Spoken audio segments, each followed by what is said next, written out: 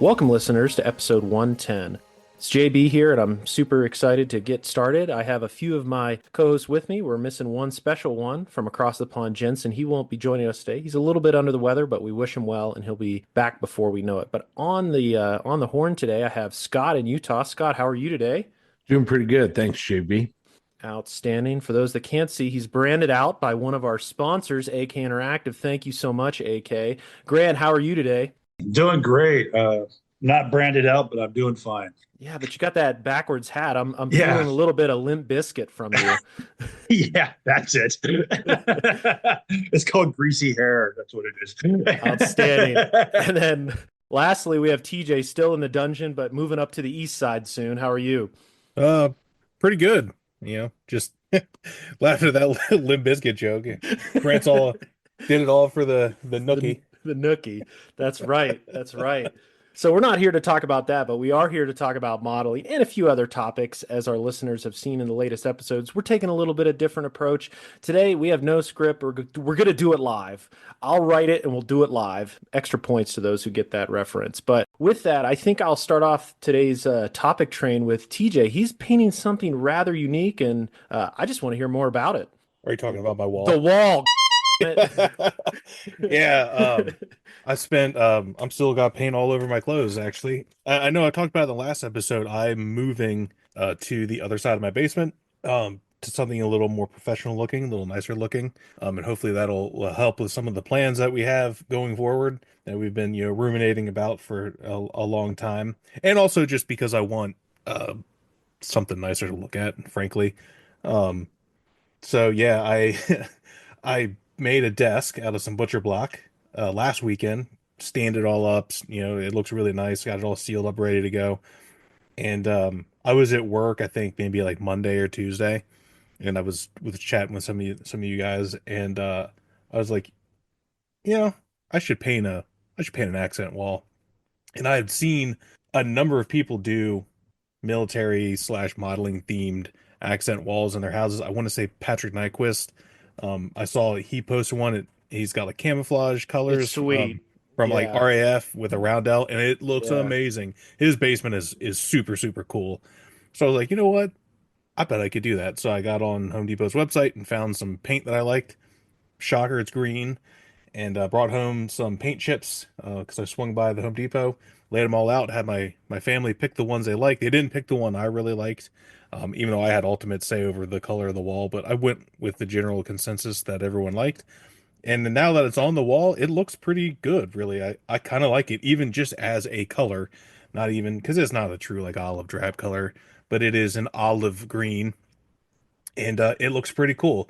I've got to finish up the trim probably after I record this with you guys. My daughter was helping me. She did the bottom trim and around, cut in around all the outlets and all that stuff. I just got to do the top trim. I might have to put another coat on it. We'll see. I got 2 gallons, and I've maybe used like half of one, so I'll have lots of extra. So if anyone wants a green wall, come talk to me. Um, yeah, and then I have some ideas to kind of decorate it out a little bit, for that military theme. I found some cool stencils. I have an amazing art print that I bought when I was visiting JB, I think like 2 years ago Yeah. at the aviation museum, and I for the life of me cannot remember what it's called, but it's the Third Armored Division rolling out of Belgium in the Bulge. I can't remember. Oh, it's got a title. It is awesome. It's like 3 or 4 Sherman tanks rolling through a town. It's not and now I know Bastogne. it's not Bastogne. I think it's like outside of Bastogne. It's an actual place. And there's like I think like a P-38 flying above or something like that. It's really, really cool. I love it. And it's big, it's a big art print. I've had it rolled up since JB mailed it to me 2 years ago. So I got to get it framed. I'll probably put that on the wall. I've got some other artwork that I've already framed and put on the wall, some of my other walls. So yeah, I'm trying to, I don't know, just kind of spruce up a little bit. That was kind of what I'd always planned when I had my basement finished, I think 2 years ago at this point. So I'm finally making it work. Nice. Nice. That's awesome. I'm super jealous. I have a finished room upstairs, but I really like the idea of an accent wall. And like you said, Patrick's place is sweet. I mean, I think it's a World War One camouflage, but I could be wrong. It's got or no, or maybe he did a spit too, but I know I know I've seen it and it's like super nice. Also just super jealous and inspires me to clean up my room. I know Scott, you just did a basic basement remodel. So maybe, do you have ambitions of that? As far as the wall, the place that I'm in, my basement's unfinished. I don't know that as cool as it is that would work out for me, but I was thinking about maybe trying to figure out some way to do a backdrop. But yeah, new bench really is great, and I use butcher block like TJ did, but I chose an oiled finish rather than a stain, and it's been really great.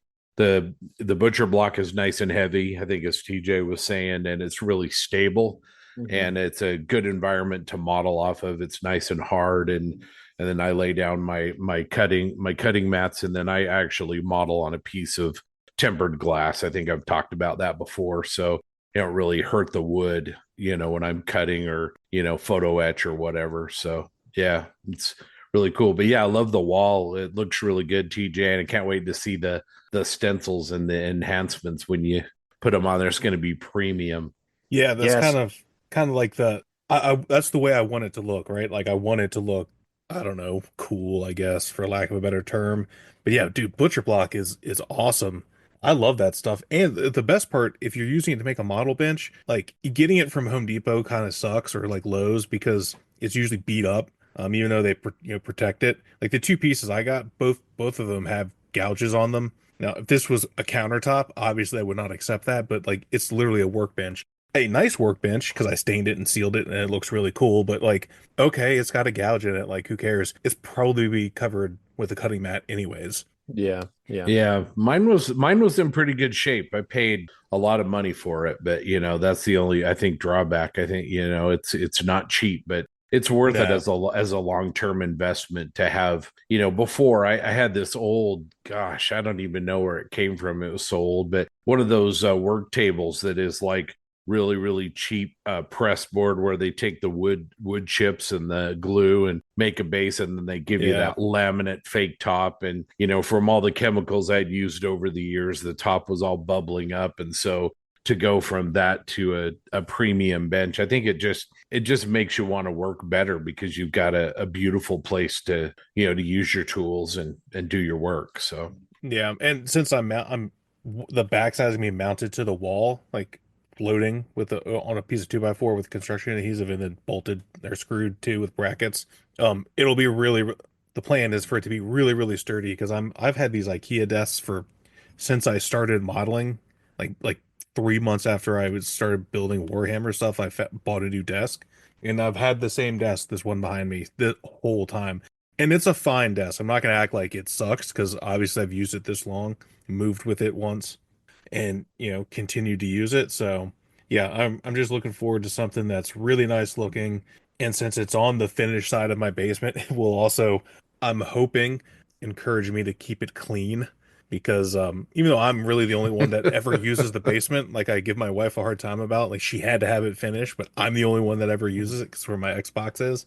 The kids do come down here sometimes with their friends, and like Sophie will come down here, my older daughter, with her boyfriend, and they'll watch TV or whatever. But yeah, I I kind of hope it teaches me to take better care of my desk because it is a absolute just like there's you can't I'm not even gonna try to like act like it's not. It's a disaster. I would characterize it as overly busy right at the moment. And you know what? Actually, this isn't even as bad as it normally gets. Like I've cleaned it because I was building the Kuba wagon, so I'm like just pushed all the to the back, and I'm like, I need some space to build this Kuba wagon, which is a really nice kit, by the way. That thing is friggin' sweet. I'm glad I bought two. Did you get them from AliExpress? No, I got them from Andy's, Oh, nice. and they Nice. were the same price. I mean, like I Nice. bought two because like it's $15, and So cheap. the shipping is the shipping. So I'm like, well, I mean, I got to pay for shipping. So if I buy two, it's not going to change anything. And because the one I wanted to build is the markings are in the Eastern front boxing, but the Yeah. actual picture it's based on has the folding like roof Yeah. folded down, and that option only comes in the North African one. So I'm like, okay, Mm, they're functionally the same vehicle. There's not any, there's one sprue different, and it's just for the lids really, or the yeah. roof. So I was like, I'll just get both, take the folded one and put it on the other one, use the decals because they're like free Yeah. practically. Yeah. So Yeah. it's dumb not to buy two. Yeah. Yeah. I kind of got the impression that they were kind of, Tacom, like when they came out with their Panzer ones, they put two different versions in the same box, and I wonder if maybe that didn't sell well, and so Meng just figured, or Mung or whatever, they just figured, well, we'll just offer them really really cheap, and make it so it's such a good deal that people do want to buy both versions. But Yeah. yeah, I got it from Ali. JB told me about. I think it was $13 or $14, like to my door. And Yeah. my only thing was, since I only ordered one, I didn't know which one I'd get, so I ended up with the North African one. But I anyway, mean, it's pretty cool, right? Yeah. It's yeah, tiny. This thing is itty bitty. Yeah. I got some death model wheels. Same. Death Yeah. model's amazing, and their stuff's really good. And Yeah. I've heard they fit. You have to like modify them a teeny bit, but other than that, they fit. So Yeah. yeah, There's some folks online making wheels. Yeah. You can get the balloon tires from Cults. There's a couple options on there for the North African version. And then Hendrick is catting up some wheels. They look freaking nice. He just looked at beautiful. some Yeah, test Yeah. pieces and he's modifying them, I think, to fit the Ming parts. So I have Def wheels, but if Hendricks come out and they're super nice, I'll probably just buy them and print out a set as well. So yeah, Yeah. it's a great little kit. Yeah. my only complaint with the kit, and that's only because I needed to do this. If you're not doing this, it doesn't really matter. The fenders pieces are really thick, like Mm, ridiculously thick. And the one I'm doing, there's a picture of it, which is nice. And especially this front right fender is really beat up in the side or in the front. Mm. So I had to go back and use my little Display pencil sander and my Dremel with a ball burr, a and I had Burbet. to Yeah, yeah, I had to hog a lot of material out just to get it thin enough to actually damage it. hmm Yeah, which is good because that means it won't get messed up if you don't do that, if you're just building it out of the box. But yeah, that's a minor annoyance. Yeah, I, the kid was Sam. I've started one too, and I like the fact that the wood planking on the bottom of it is separate, so you could paint that separate and put it in. That Yeah. simple things like that for a $13 kit is just amazing to me. And it's not, these two are great, and then they have the training one coming out that has the fake turret on top coming, and people are already doing the parts for the sides of that one. So I think they've got a gold mine going. So as long as they keep it around the same price, they make different ones. They've got, Scott showed ones of the was it the male one that's red? yeah, Yeah, the Type 28 postal yeah, version. postal Yeah, version. There's a truck version, and there's so many they could do. And just it's one of those fields that nobody has tapped yet, where they could go in and do so many different variants. So Yeah. shout out to the sequence too, because you mentioned the separate wood slats that are in the bottom, Yep. because the doors aren't part of it, they're not integral into the sides of the vehicle. You can Yep. leave those off, and you can leave the seats out, and so the painting sequence to weather and everything, the interior becomes really cool. And also Yeah. shout out, if you guys out there haven't seen LPJ models, our I was buddy going to James mention, yeah, Can. Yeah. Yeah, he's got some really cool STLs you want to take a look at for this series of kits. Really, Mhm. really cool, innovative stuff. And I think he's offering those free to his Patreons, I think. So yeah, Mhm. that's pretty cool. You may want to check that out. Yeah, I know Clayton Ockerby mentioned it in his video that he did at the end of last year.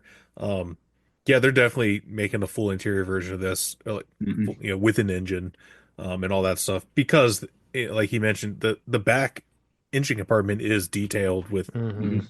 everything you need. There's just no engine. So I would imagine that's probably coming. yeah. It's a sweet little kit, and I'm impressed. There's a lot of activity on it on the group as well, which is great. There I think it just goes to show we were talking about different color schemes and whatnot. Because TJ, I think you're doing the USS Arizona one, right? Yeah, the captured American one. I think it's in Italy. I'm not 100% sure. Um it looks like in the picture that was in Italy, so Yeah, yeah, nice. I plan on doing one. I'm gonna do the Monuments Men one. It has the Jeep trailer, which Scott, I think you gave me the tack on Jeep, by the way.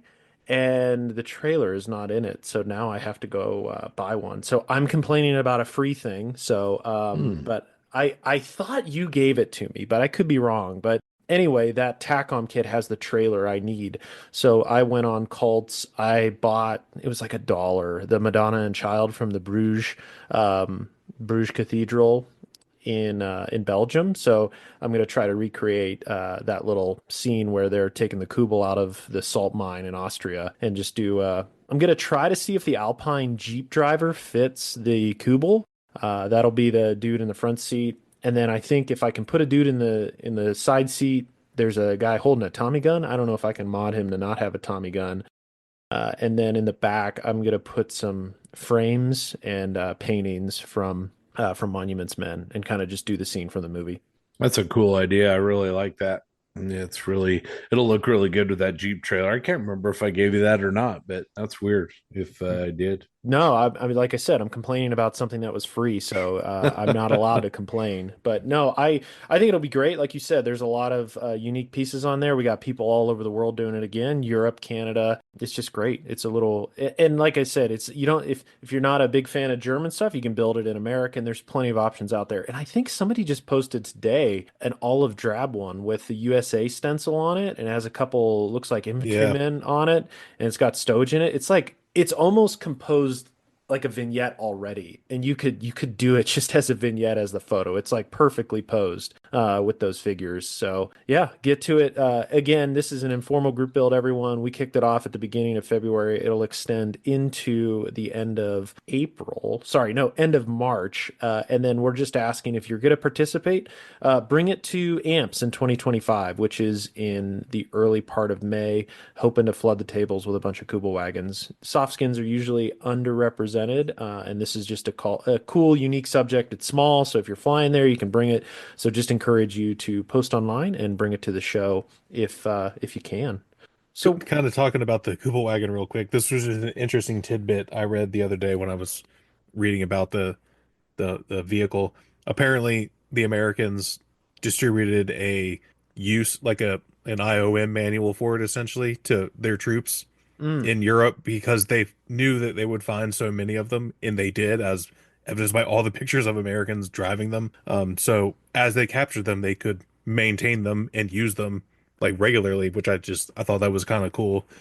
You- You're an American soldier like traipsing through like Western or Eastern France and like, oh, there's a Kubel wagon. Good thing I have this book that tells me how to fix it. I mean, it was pretty smart. I mean, Yeah. growing up, our family had a Volkswagen Beetle that, as far as the underpinnings and the engine, just, I mean, extremely similar. And Yep. that was a great lightweight vehicle. I think it had a kind of a limited form of positive traction. It was just a really useful little vehicle. So yeah, really, that's a lot of foresight to do that. yeah, and you know also too with the Kubel wagon, that's interesting you bring that up because now it makes sense where towards they repainted them in OD as well. I mean, Mhm. there's countless examples of them be and again, I assume they landed in Normandy. They're like, oh, cool, all these sweet little trucks that we can use now, and then just repainted them. And some of them look real. I mean, again, they were probably at the depot. They repainted them. They look really nice in OD. And then there's a few with like the guy who drew the circle. No one can draw a concentric circle, so that is clearly evident on every captured vehicle, and same with a star. So The stars, yeah. yeah, Nobody. artistic freedom is okay. They definitely did the stars one pointed tip at a time rather than laying it out. Yes, there's no masks on those, but no, super unique subject. I think there's going to be a lot of participation that we're seeing already, and super stoked to see them in person at AMPS in 2025. So if you're there, please bring it. Please say hi, and maybe we'll get a poker chip for that. We need Mr. Fidlowski to create some pretty sweet artwork for it. We'll leave that freedom up to him. So. The Plastic Posse podcast is sponsored by Tankcraft. In addition to their awesome cutting mats, Tankcraft also makes some incredible scale modeling tools for your workbench. Want to keep extra thin cement off your bench and in the bottle where it belongs? Check out Tankcraft Glue Base, designed to stop glue spills in their tracks. The glue base is made from solid milled aluminum and comes with a stable rubber base pad and can accommodate most square and round cement bottles. And while you're there, check out their line of cutting mats and other unique modeling tools. Remember, Posse listeners get 15% off their first order by using the code Posse15. So head on over to tankcraft.com. That's TANKRAFT.com. So going on, one of the discussion topics I'd love to mention, and this was posed on our Facebook page by Scale Effect, and he had asked 3 questions, and I'll focus on one of them because I'd love to bring him on and talk to him. I've already reached out to him, but the one topic that I found interesting, and I find it interesting because the notion is shows are getting more expensive, and I think in some regard they are, at least at the local level, but there's also data that shows the opposite at the national level. And I think this is one of the consternations, or one of the points that I pointed out when on the e-board, is that, don't be afraid to raise your prices, at least at the national level. But there's no doubt that shows are getting more expensive. And I think really it comes down to the number of models you bring. Some of these shows, and Scott, you can talk about the philosophy at yours, but I think in order to cover the awards, shows are getting more expensive. I know, I think in Colorado, it's like you bring 3 for $15 and then they add $1 after that. And to be honest, that might be not a bad thing, because some people love to bring like 30 models to the same show year over year over year. So, but Scott, I'll kick it over to you for a second to talk about the philosophy at your show. Yeah, at the expo, John, I think you kind of hinted at it, but for me, it's really about providing value, and the other part of it is kind of operational ease. We looked at different models and different pricing, and we basically said, well, let's just make it easy so we don't have to have an army of registration people. So it's $20 to get into the show and enter as many models as you want. So if you want to compete, like you said, the venue's not cheap, the awards aren't cheap, so let's just do $20 and bring as many models as you want. And then that way we didn't have to worry about, you get this many for free, and then I got to charge you for this one and this one. And then if you just want to, we also created a tier where if you just want to come to the show, you don't necessarily want to compete, but you want to come see all the awesome Kuba wagons on the table, you can pay $5 and just come kind of walk around. And we're hoping, number one, that would make it more accessible for some, but also maybe people would bring family members or people that, weren't going to be tied to the competition, but wanted to come be exposed to the really great level of work. So that's kind of the approach that we took. But yeah, I think it's really, John, I think your concerns are well founded, and like I said, it boils down to what does the venue cost, what do the awards cost, and those are always going to be an issue as they continue to go up like anything else. Yeah, those are big factors. And what I truly believe, and this gets back to like your show, Scott, where an individual is awarded one award. And I like that. Controversial topic or not, I actually think that's a great way to do shows. It's very cost effective for the host. And how many awards do you need as a modeler? And I say this because I give a lot back. I'm not even going to lie. If the show award is the same every single year, I like to keep one as like a memento, almost like, hey, this is a good example Yeah. is Model Fiesta. This is the first year they did medals. They were all the same, and they're going to continue doing that. And it's like, I only need to take one home. I don't need to take 4 or 5. Some people there had like 7 or 8. And at that point, it's just a little aggressive. And especially if you put them on a plaque and you start like, it's just a little cringe. Let's be honest. I get it. Like, you're very proud of your work, but at the end of the day, what's the goal here? Yeah. My goal is to like, I want as many people to get recognized as possible. You can call that participation trophy. I don't really care. But the notion that we need to give so many awards is a little bit aggressive, little cringe, like I said. And I love the idea where if it's not just an entrant being awarded, but I love amps for this, where if you are a modeler and you enter a category, and let's say you love German armor, and who doesn't? Who doesn't love a tritone? And I enter 3 or 4 in German armor. I'm only given the physical award for my highest marked piece, but all are judged, and you get that Yeah. feedback, but you're taking one piece of hardware home. And I think that's a great compromise where all of your work is recognized, all of it is, given feedback, time has been taken and shown respect in evaluating it. But then from a hardware perspective, you get one, and that just helps, alleviates some burden for the show. And I'm a big fan of that. Yeah, I think, with our show, I love those comments. First of all, I think I'm really open to different types of shows and different types of experiences. And at the expo, what we really want to focus on is the modelers. And so we do some things differently. We don't break models out into categories. We break models out by modeler. And what we found is a lot like the Model Mania show that we're going to next weekend in Seattle that Jim Bates and Tim Nelson and that great group put on every year, where it's a display only.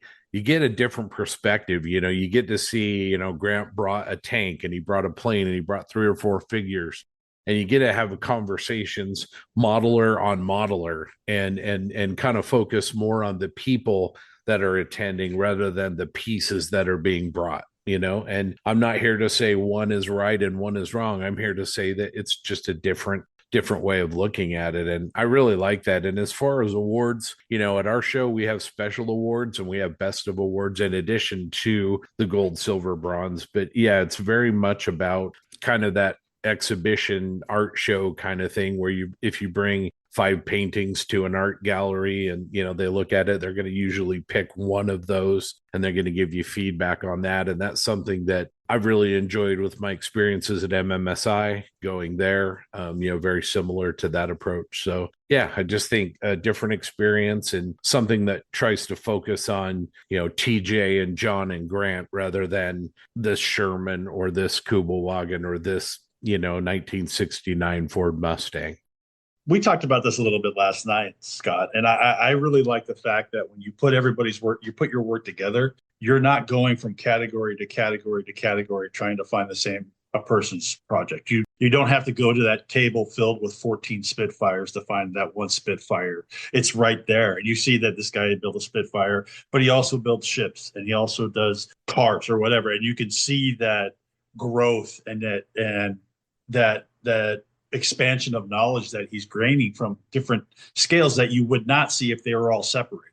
And that, to me, was one of the biggest things that people said about your show that I really liked, is that there was all together. I could see growth. I could see where the person was going, and I could see how much he was getting better, or her were getting better. And that's key. And it might not be a great idea. Some people like 47 different aircraft categories or whatever, but I think this is an idea that is a fantastic idea. And the idea of awards, first of all, please, please, please, if there's people out there doing shows, get rid of trophies. We don't need trophies. Coins, medals, easy, simple, small. I think in large categories too, Grant, what you bring up, we talked, John and I were talking with Jake and Matt a little bit about this when we were down in Texas. But, I think when you have a table that has 35 BF 109s, I think sometimes some of those models might get lost in the crowd, the forest for the trees kind of thing. Whereas, and again, it's just a different way of looking at it. There's nothing wrong with either approach, but I think what we want to try and do is have, encourage interaction and conversation and maybe just a different perspective. And I think that approach seems to be really appreciated, from the people that came last year. Yeah, and I think getting back to the original intent of the question around costs and how people are coping with them, I think, I don't doubt costs are going up. Look at venues. They're getting harder and harder to find. The folks in New Braunfels, they got lucky with community center, but not everything's easy like that. I mean, Scott, you can talk about the struggles you had to find a venue. And then once you get a venue locked in, what kind of, obligations you have to it in terms of, I mean, you got your show date bumped this year because and that adds cost too. I mean, all these little things add up. So I think still at the end of the day, the cost to attend a show is still very reasonable. If you can get into a show for, under 20, $25, I consider that a deal, actually. You're paying for an all day kind of entertainment, and it's well worth it. And a lot of these shows like Winter Blitz, like some of the other ones that are hosted at museums, the one in Cincinnati, the Tri-State Warbird Museum, these are good examples where you're not only having the show, but you also have more entertainment there. And I think that's worth it at the end of the day. Yeah, those museum-based shows, I think that's such a great resource as modelers. Just encourage people to go support those facilities that are, being willing and open to hosting those kind of shows. We have one here in Utah that we approached, and unfortunately, because of the charitable status, it didn't work out. But yeah, there's nothing better than the Heritage Con or the Model Mania in Seattle at the Museum of Flight, where you're sitting there talking to Tim Nelson, and all of a sudden you hear a little sound, and you look over, and one of his models got a drip of oil, and you looked up, and there's a C-47, that's hanging above the models that drip some real oil, and he kind of laughed and wiped it off and said, well, that model's more authentic, than it used to be. But yeah, it's a challenge. I mean, I anticipate this will probably be the last year we're in our facility, which is a National Guard armory, and they've been very kind to us. But like you said, we had a date set, and the National Guard said, we've changed our plans, so you need to move. And it's their facility, so appreciate it. Yeah, Model Fiesta, man, what a beautiful venue. But they had to move their show to January 4th, which is a very difficult date to manage because of the holidays, and they got a good deal. But even in spite of that, I mean, I know that venue was not cheap, and it's perfect, and it's a great venue, and the club is really proud to be a partner with that venue. But yeah, it's the single biggest challenge. And you've got things like insurance, and I know IPMS and AMPS are kind of known for providing insurance for their shows, but if you decide not to go that way, then you've got to get your own insurance, and there's other costs as well. But we don't want to talk about that. We want to talk about the models and the great work and the inspiration that we get. Well, I think it related to that, I do think that it is unquestionably more expensive to travel to shows now if you have to go Definitely. any long distance. But it still also depends. I mean, JB and I are going to Atlanta in 2 weeks for that show, and I'm flying down because the cost of my airplane ticket was less than the cost of the number of gas tanks it would take to fill up my truck to drive down there. So I'm like, okay, I'll save 8 hours of driving and spend the same, almost, well, probably about the same amount of money. And anyone that's flown to Europe knows it's for the most part not that cheap to get to Europe. But that's that that one we don't really have any real control over. Obviously, the modeling groups or whatever that host the shows have more control over how much it costs to get in. But yeah, I don't think that the actual shows have gotten any more. I haven't seen it. Like every show I've go to still costs the same amount of money as far as I know. I mean, that's not something that maybe I'm privileged enough to not have to worry about how much it costs to go to a model show to pay entry fee, and I'm sure I am. So I don't really think about it. So that one's on me. But yeah, I haven't really noticed. I mean, maybe a couple dollars more. Like, okay, cool. I was gonna Yeah. go anyways. Like it's the cost to get into a show is not gonna prevent me from going to that show. Yeah. The other costs associated with it will, like IPMS Nats, I'm not gonna pay almost $1,000 to stay in a hotel in a town I don't care about because I don't get the value out of that show anymore. So I'm not going to do that. Yeah. Right. But the actual cost to get in, like I will probably go down to the one this year because it's 2 hours from my house. And I can Yeah. drive down there, spend the day. I'll pay to get in. It's not an exorbitant fee. I'll pay to get in, look at the vendors, look at the models, drive home that night and be home at a reasonable hour. I think it comes back to value. I mean, you just said it really, really well. As a group, whether it's Commies Fest or SMC or whatever we do, I mean, John's incredible at bundling experiences. So you like you said, TJ, the travel costs are not cheap, whether it's going to Denver or whether it's going across the pond. So while you're there, what other value can you get? And that goes for somebody that's organizing a show with an awesome group of guys here in Utah to providing more value for the people that are coming, but then also outside of the show, like what can you do? Like what sites can you see? What museums or historical places can you go, or things that you're interested in? And then obviously the social aspect of getting to meet up with modelers from other countries or other areas of the states, getting to meet new people, getting to hang out with old friends. That's always got a value to it. Yeah, for sure. And scale effects question, do you think attendees are willing to keep up? And what TJ and Scott just talked about, I think they are. As long as there's value, as long as you have a great time, the biggest limiting factor is the cost of travel. I'm very fortunate that Denver is like the golden place to fly anywhere in the country, let alone world, at a cheap price. But I think about bundling these trips. Look at Model Fiesta, a group of friends going up to Lionheart. Look at Model Mania. Again, we're a group. There's the museum. It's an Airbnb. We're all hanging out. It's an experience. Atlanta is another great example. We're going to Fort Moore the Friday before the show, which arguably is a bigger draw for me than the show itself because that collection is so unique and we get rare opportunities to see it. And at that time, there's like five of us in that huge venue. And then you think of Amps, you think of Scott's show. As long as the attendees see the value in attending, they will pay whatever it costs to get in the door. The biggest limiting factor, which is out of the show's control, is cost of travel, as TJ noted. And again, I'm very fortunate. Most of my flights out of Denver are like 250 for a round trip. And actually, I'm going to Heritage Con because I found cheap tickets into Buffalo, but then Pittsburgh's having their show the day before on Saturday. So I'm like, you know what? I'm just not going to sleep this weekend. I'm flying out late Friday night.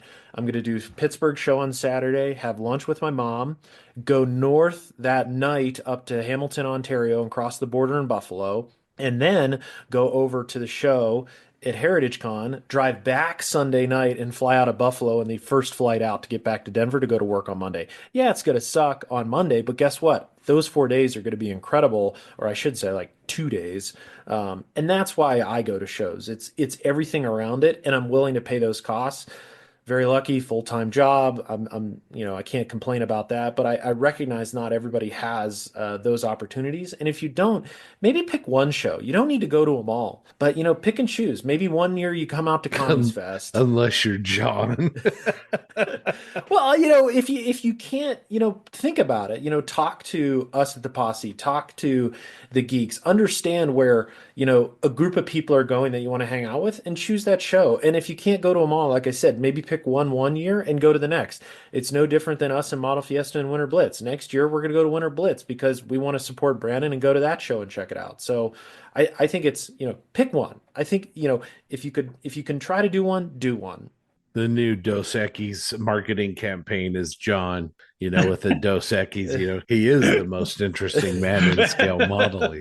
Well, when Denver has the cheapest airfare in the United States, it's easy. He's not wrong. He's not He's wrong. not wrong at all. When I go to SMC, I am driving to Denver and flying with JB because a ticket from Denver is literally half the cost of flying out of Salt Lake to the same airport in Europe. Yep.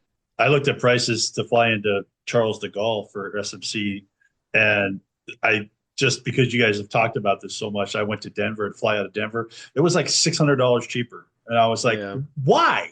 Yeah. This is LAX. It's just crazy."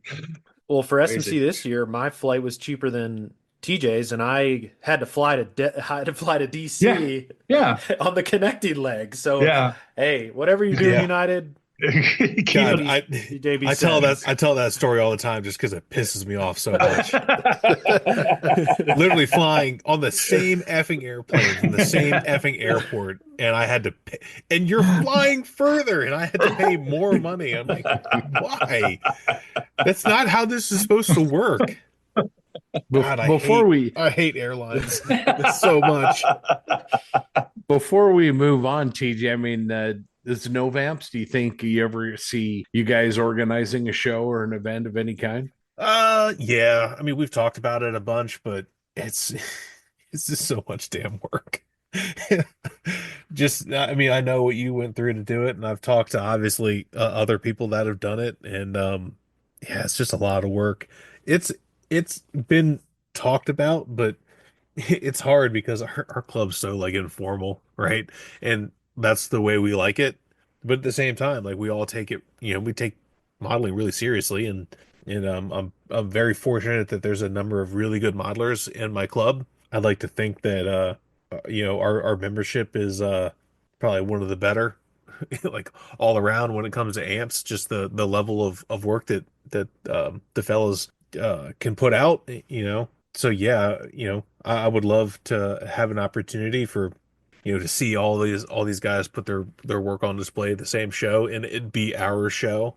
Like we kind of touched on maybe doing it this year when we were talking about it last year, but I think at our last meeting, in the post. And see, Amps also has a bunch of weird rules, like when you're supposed to talk about this kind of stuff. Eric Ravina knows the most. He's read all the charter paperwork and all that stuff because he's the one that explained that to me. Like we're not technically supposed to have that conversation during a meeting, which okay, like sure, it's just dumb. But yeah, we're trying to find a good, trying to find start with a good time. And the problem is there's a lot of stuff that we all like to go to spread throughout the year. So it's like, what do we want to compete with, right? Yeah. Obviously, we're not doing it at the end of the year because SMC, and I go to that, and now Jeff goes to that. So like, we're not going to be there for that. I don't want to take my time away from preparing for that show to run my own show. And then in the beginning of the year, there's the ODO in Richmond, which is an IPMS show, but it's also a really good show. And I'm going to miss it this year because it's the same weekend as AMS Atlanta, which is a bummer because I do like going to that show. It's a really good show. The vendors are fantastic. The work is good. The venue's nice. It's relatively close to my house, like 2 hours from my house. And then, the summer is the IPMS Nats. The late spring is the AMPS Nats. Yeah. So PAX Con. yeah, PAX Con's at the end of the year. So it's like, what do we want to compete with? So we're working towards that, but I don't know. I don't know when. I don't have a timetable, and yeah, I wish I could. I do want to do it, and the guys want to do it. And I think it'd be really cool to have a Novamp show. Yeah, for sure. You need to have one. I've thought about doing one out here. There's the Museum South in Colorado Springs. It's kind of shocking how few shows are in the West. I mean, we have two in Denver, one in the spring is Commies, and then the club up north has one in the fall. But for being such a big metropolis, it's kind of shocking. And then over in Salt Lake, there's Scott Show, and then the one that rotates every other year with the folks up in Boise. But it's just kind of odd because we have a lot of clubs out here. It's just the shows are few and far between. Where out east, I am so jealous because you can drive 4 hours from where I grew up and be at literally 20 shows a year. It's unheard of. So Yeah. Yeah, it's almost like from what March through October, if you live in TJ's area, I mean, you could probably go to a show every single weekend. Yep. And maybe with the exception of Memorial Day and July 4th, literally hit a model show every weekend if you're willing to drive. yeah. Yeah, and you see more shows creeping into the summer time frame and in the winter. Traditionally shows were, end of Feb to beginning of May. Now that's expanding, and there was always the unwritten rule of don't be too close to the IPMS Nationals. But I think what you're seeing, Scott, at least with your show in June, others opening up into those categories that aren't really traditional timing for shows.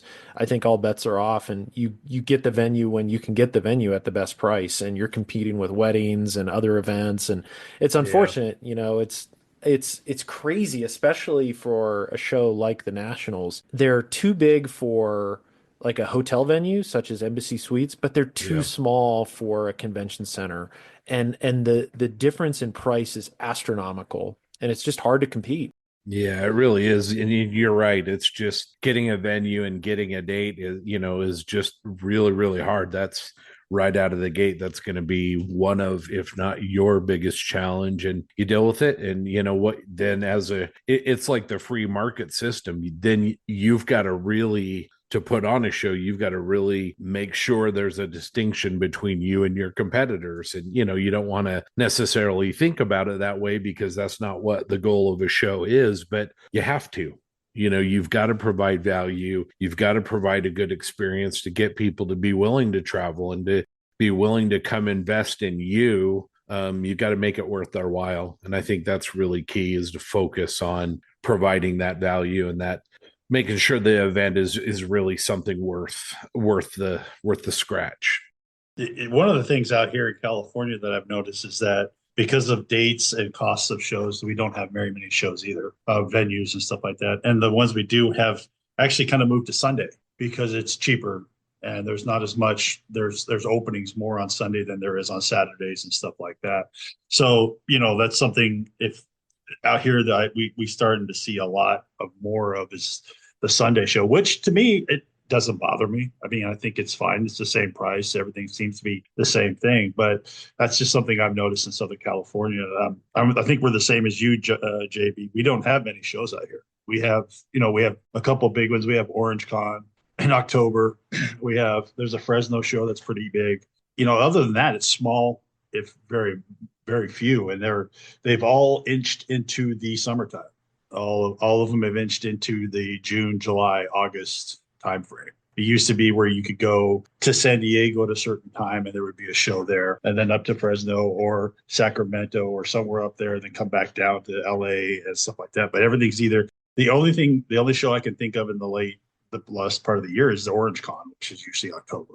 Yeah. Well, I hope more people listen. I hope more people hold shows. And if you have a show that you're interested in going to, I'm willing to bet somebody in the Posse group has been there. So if you have questions, please ask away. And if you want to know if you had to pick one show a year, throw that question in there too. I don't think we're going to answer that one yet. We'll leave that open for the next episode. But maybe the open question is, if you had to pick one show domestically and abroad, which one you go to? Abroad's pretty easy. Let's be honest. SMC. We don't even need to discuss it. But domestically, we can talk about that one next time. But I do want to transition over to what's been posted on Facebook. I think we're just really privileged to have a great group of modelers that are in the Plastic Posse group on Facebook. A lot of people sharing not only the Kubel wagons, but a lot of other work too. Everything from sci-fi to their kids building models, and that's what we know and love. And I'll just call out and start this little segment with Robbie Knopfs. We mention him a lot, the model guy. We love Robbie, but he's actually a decent modeler. He's not just a troll from Canada. So the model he's working on right now, he just completed his Stug. So giving him a big shout out there, kind of like the restoration presentation of the Stug in red primer. But I really, really love the F-35 that he's working on right now. It's a C model. It's the new Tamiya one.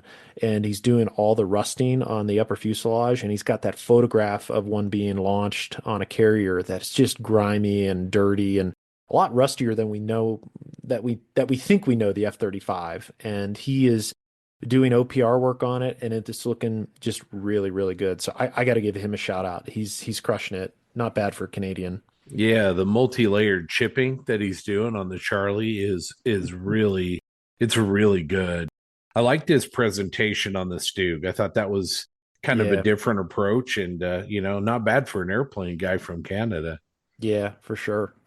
Scott, what stuck out to you online? Yeah, I want to talk about, as I was going through the group, Rob Ert is one of the Posse members, and he posted a picture of his Churchill. I think it's a Mark IV AVRE. Hopefully, TJ, I got that right, but really, really like the work on it. The AVRE is a really unique variant of the Churchill and a unique tank, but I really like his presentation, and his paint work is really good. It's got a lot of depth to the finish and a lot of highlights as well as shadows. I just think it's really well done. I don't know if you guys saw that one or not. I did. It was really good. I liked it. It was a good choice, Scott. Yeah, we're all suckers for a Churchill. Yeah, absolutely. Except for Pat Brown, he has an irrational hatred of the Churchill. It's Pat's a great guy. He's awesome. There's two things wrong with him. One, he likes the Philadelphia Eagles, and two, he doesn't like Churchills. If he could stop doing those two things, he'd be even better. He's a good human, a little bit flawed, but he's a good human. Yeah. The Churchill thing I can look past. The Philadelphia Eagles thing I cannot look past. Yeah. I cannot look past that one. No one's perfect. I shouldn't editorialize, but man, I am just this Super Bowl this weekend. I could not be less excited. Anyway, you're not excited to watch your Chiefs three-peat? No. Just it is funny how the Chiefs have gone from like the plucky underdog that everyone's like, oh yeah, the Chiefs. Everyone's like, F those guys. Yeah. It's hard because look, dude, I love Andy Reid. Like he's great. He's one of the best American football coaches ever. I mean, even though he coached the Eagles for a long time, and I hate the freaking Eagles. Yeah. But you got to respect the man for what Yeah. he's done and how he's been able to win with the Chiefs without like a bunch of like huge superstars. I mean, yeah, Patrick Mahomes and Travis Kelce are both amazing, but it's, that roster has rotated. Like it's hard in the salary cap era, it's hard to do what he's done with the Chiefs, right? Like the Yeah. dynasty era is over, has been over. It's comparable to like what Patriots. the Patriots Yeah. did, Yeah. but the Mhm. fact Yeah. that the Patriots were consistently good for a long time, and I think people have kind of forgotten about that. Like they Yeah. were the villains of the NFL for a long time. It's like, oh, really? The Patriots? Cool. Can't wait for them to play in the championship again. But yeah, I'm so over the Chiefs. I really am. Like I'm not going to go out of my way to watch the Super Bowl tomorrow, but I can't honestly say I'm not going to because it is football and I love football, even if it's teams that I freaking hate. Yeah. It's like a car wreck. You can't look away. You can't Yeah. force yourself to look away. Yeah. No, I really just like the Buffalo Bills, and Josh Allen is just such a quality human being. And you just, those poor fans in Buffalo, God bless them all. You just thought, man, maybe this is the year that they could get a shot, but Yeah. maybe Hey, could be worse. You could be a Detroit Lions fan. They've never even been to the Super Bowl. You Yep. could, yeah, or you could be a Cowboys fan. That's a whole nother podcast. So Yeah, but we they've don't won the want to Super go Bowl. there. Yeah, They've at least, I mean, sure, not in most people's lifetimes, but they've still done it. yeah. Yeah. Total It's embarrassment. it's not their fault a rookie quarterback has the same number of playoff wins as their Dak Prescott for the last 9 years. I mean, you can't hold that against them, Scott. This is the TJ Commanders rub, and I can't really argue with them. So I just kind of hoping for the day that somebody else buys the team, and the Commanders certainly went through that. So Yeah. that was good Hey, to see them. Good I'm just glad. turnaround. I'm glad that Daniel Snyder's gone because now they the Washington team no longer has the worst owner, and they can look at all the other the owners in the NFL. Like the fans can be like, oh yeah, this guy also sucks. So yeah, Jerry Jones sucks, terrible owner. He's got to learn. He has to learn. Yeah. You would think like it would like click in his head. Just own the team. Let other people that are better than you do the job of general manager and all that kind of stuff. Like that's what the Josh Harris ownership group has done. They gave the reins to other people that they brought in for their expertise. Yeah. And it's paid dividends in going from 4-13 to playing in the NFC Championship the next year with a rookie quarterback. Yep. Right? Like you can hate the Washington team all you want. If people do, that's fine. But you have to like people are making good decisions on that team. So hey, I'm here for it. They're my team, so I honestly am very happy. No, I mean, and when Jones did that with Jimmy Johnson, look at what happened. Yeah, exactly. And then anyway, so pro football talk with the Posse. Yeah. I love football. I can't. I mean, JB, I freaking love it so much. Save us, man. I can't say much. I got the Steelers who just released Russell Wilson. So, oh, they did. Yeah, I don't didn't think he's hear that. coming back. Yeah. Oh, that's nuts. Well, I mean, I'm a Seahawks fan, so we had a couple of good years with Carroll, but now Carroll's with the Vegas Raiders, so that's going to be interesting. And they've got the Dallas. They picked up the head coach from Dallas, who's now the offensive coordinator. So sorry. Yeah, I know, but at least hopefully Carroll will keep him under. Gosh. You talk about Reed though, real quick. I'm sorry. When you think about coaches, he's definitely one of the best. But what I like about him the most is he can keep his assistant coaches. Yeah. You don't see them. You don't see him flooding out going every year. And what he does, that's huge when you have a solid baseline. So, well, you brought up the Raiders. That's been their biggest challenge. Oh yeah. The Raiders have a new head coach, sometimes more than once in a season. Yep. But they'll have a head coach, and then Dan Campbell is a great example in Detroit. Yep. His first year there was brutal. I mean, everybody wanted his head, and the management said, no, we're sticking with this guy. And he took one of the worst franchises in the NFL, and he changed the culture completely. And Detroit is one of the most dangerous teams in the league. They unless, didn't make it they're to in the this. playoffs. Yeah. But I mean, this is a team that wasn't even, they were 3-13 every Yeah. year. Oh It yeah, seemed I like. mean they Yeah. had a winless season, right? Yeah. Like absolute, they were the punching bag of the NFL. Yeah. I Yeah. mean, I want nothing but success for that franchise because Same those here. fans Yep. deserve it. Oh yeah. I happen to like Detroit. I've been to Detroit Mhm. a number of times. Yeah, it's got its problems like every other city, but it's got character and the area Mhm. around it. I enjoy that. I went there for 5 years in a row every year when I Mhm. was an instructor at my apprenticeship school. I enjoyed it every year I went. That the whole area is Yeah. really nice. I liked it. So yeah, I want nothing but success for them unless they're Yeah. playing my team in the playoffs, and then they're gonna get demolished. Some of the best players in NFL history, Barry Sanders, Yep. Oh, I Megatron, know. Yeah. came through that franchise, and too bad for them. But anyway, Yep. they're a good team now. They're a Yep. solid team. So Yep. Well, moving on. I'm going to go ahead and choose my selection from the group. Hopefully you didn't grab this one, Grant. I don't think you did because I literally posted it like when we were setting up to like Oh, before we were recording. But Rob Herring's Militiaman yeah. 75 millimeter from TFB Miniatures. It's sculpted by John Rosengrant. Man, I love it. I love that figure. I need to get it. I have a soft spot for American War for Independence figures.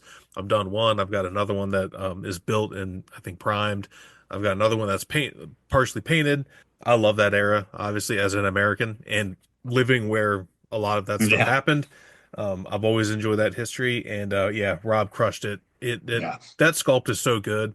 I Yeah. love it. It's very characterful, and Rob knocked out of the park. I love his color choices. Everything is just good. When we were getting ready to record, he had just posted like 3 minutes before, and I was like, "Oh man, this is really good." So I Yeah. love the snow and the exposed Yep. knee where he's kind of yeah, falling down. It Yeah. just really brings a human element to it. You get cold just looking at that figure. Yeah. yeah, and Right. one of his shoes has the toe is missing, so Yep. you can see his little piggies hanging out there. Yeah. Yeah, just a great. Oh God, I love that figure so much. Just the ragtag. They were the militia. That's what Yep. always what they look like. But the popular imagination of an American militiaman and Yep. a Minuteman essentially just beat up. Yep. God, it's so good. Yeah, it's amazing Yeah. sculpt and really really good painting. Yeah. Rob has a way of showing environment in his figures so well. He has the way to show cold. He does such a great job. He does such beautiful work. Such beautiful work. Okay, so I'll go last. Aussie Scale Modeler, detailing up a Bandai B-Wing. A lot of scratch building, a lot of photo etch parts, details that he's decided to do, which it's a beautiful kit without all the detailing he's doing, and he's just making it 5 times better. I really love what he does on his work, and it's just going to be a beautiful build. And I'm glad to see him taking it on every day. So that's my choice. JB, can I throw a honorable mention in for John Gray's T-34 Oh, yeah. ARV? Yeah, looks good. All the stuff on the top of it. I really like that one. He's been working on it for a while, and I love it. It looks really lived in. Yeah, that's really good. And I'll give one more. And by the way, we're going to see John soon in Seattle next weekend, so that's going to be awesome. Really excited to see him. Yeah, man. He just sent a group chat out asking where we're going for dinner. So hey, we're recording, John. I'll tell you in a few minutes. So I do want to call out Matt Tupman. He shared a kind of a cool little post with his I believe it's his son and a space shuttle that he built. That he's going to take over to the Tank Museum where the Four Corners Club is displaying as well. So just want to give a shout out to Matt. Love it when we see younger modelers participating in the hobby and also Space Shuttle. I'm a space geek, space nerd, so we're super stoked to see that. I love everything space. That's what I do for a living. So I'm all in. So Matt, send our regards. That's really cool. And by the time this drops, the show will be over. But I hope you get a chance to stop by and see the Four Corners guys. They're a good group of folks. Watch out for Spud Murphy. He might take your wallet. So yeah, but anyway, they're all good. I love them all. Pete, Kev, Andy, Dan Sankey. He's the mischief of the group. Definitely watch him. Danaconda, geez, oh man, that guy, he'll get you. Anyway, so we're gonna move on. One of the things, to wrap this episode, because we've been going on for about an hour right now, we have a really great segment with Austin Frields. We'll share. I had that opportunity to talk with him along with Grant, and we had some really good topics, and super excited for our listeners to dig into that.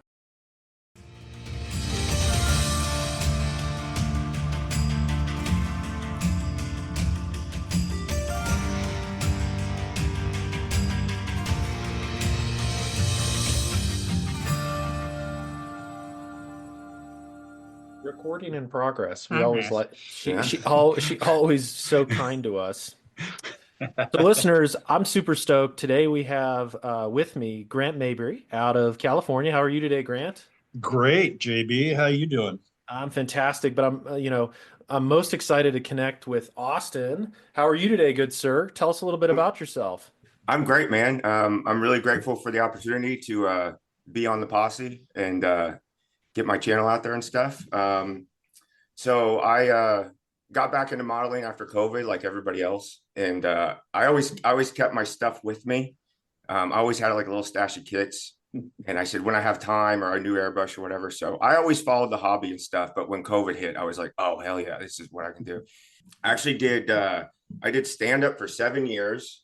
So that's what I was swinging for in my 20s. And then blessing or curse, that's COVID kind of put an end to that, because once you stop like that, it's hard just to knock the rust off the tires and want to get back into it. And models just hooked me full force. And that's where I found Andy's hobby headquarters, of course, and then started watching like Flora's models and stuff. So I remember that first 2 weeks where I broke my models out and that's all I had to do. And I got really inspired by the hobby. And I saw Andy, I was like, oh, I think I want to open a hobby shop. Like I worked with some really great guys, worked on a food truck, really good business owners. Like, oh, I think that's what I want to do. And being on YouTube kind of scratched that entertainment itch of want to be in front of people, like when I was doing stand-up. So yeah, I got sucked into it doing that. Wanted to make build videos and stuff. Realized there's really good builders, there's really good tutorial guys. I'm getting back into the hobby. So I was like, what's the angle I want to get into here on YouTube? I don't want to go like toot my own horn, acting like I know how to build or just bore people with the next, Airfix build or whatever. You guys started doing the podcasts. I like connecting people. I started going to shows. I joined a club here in Indianapolis, and I actually took over Ian Bonner's position as secretary of our club.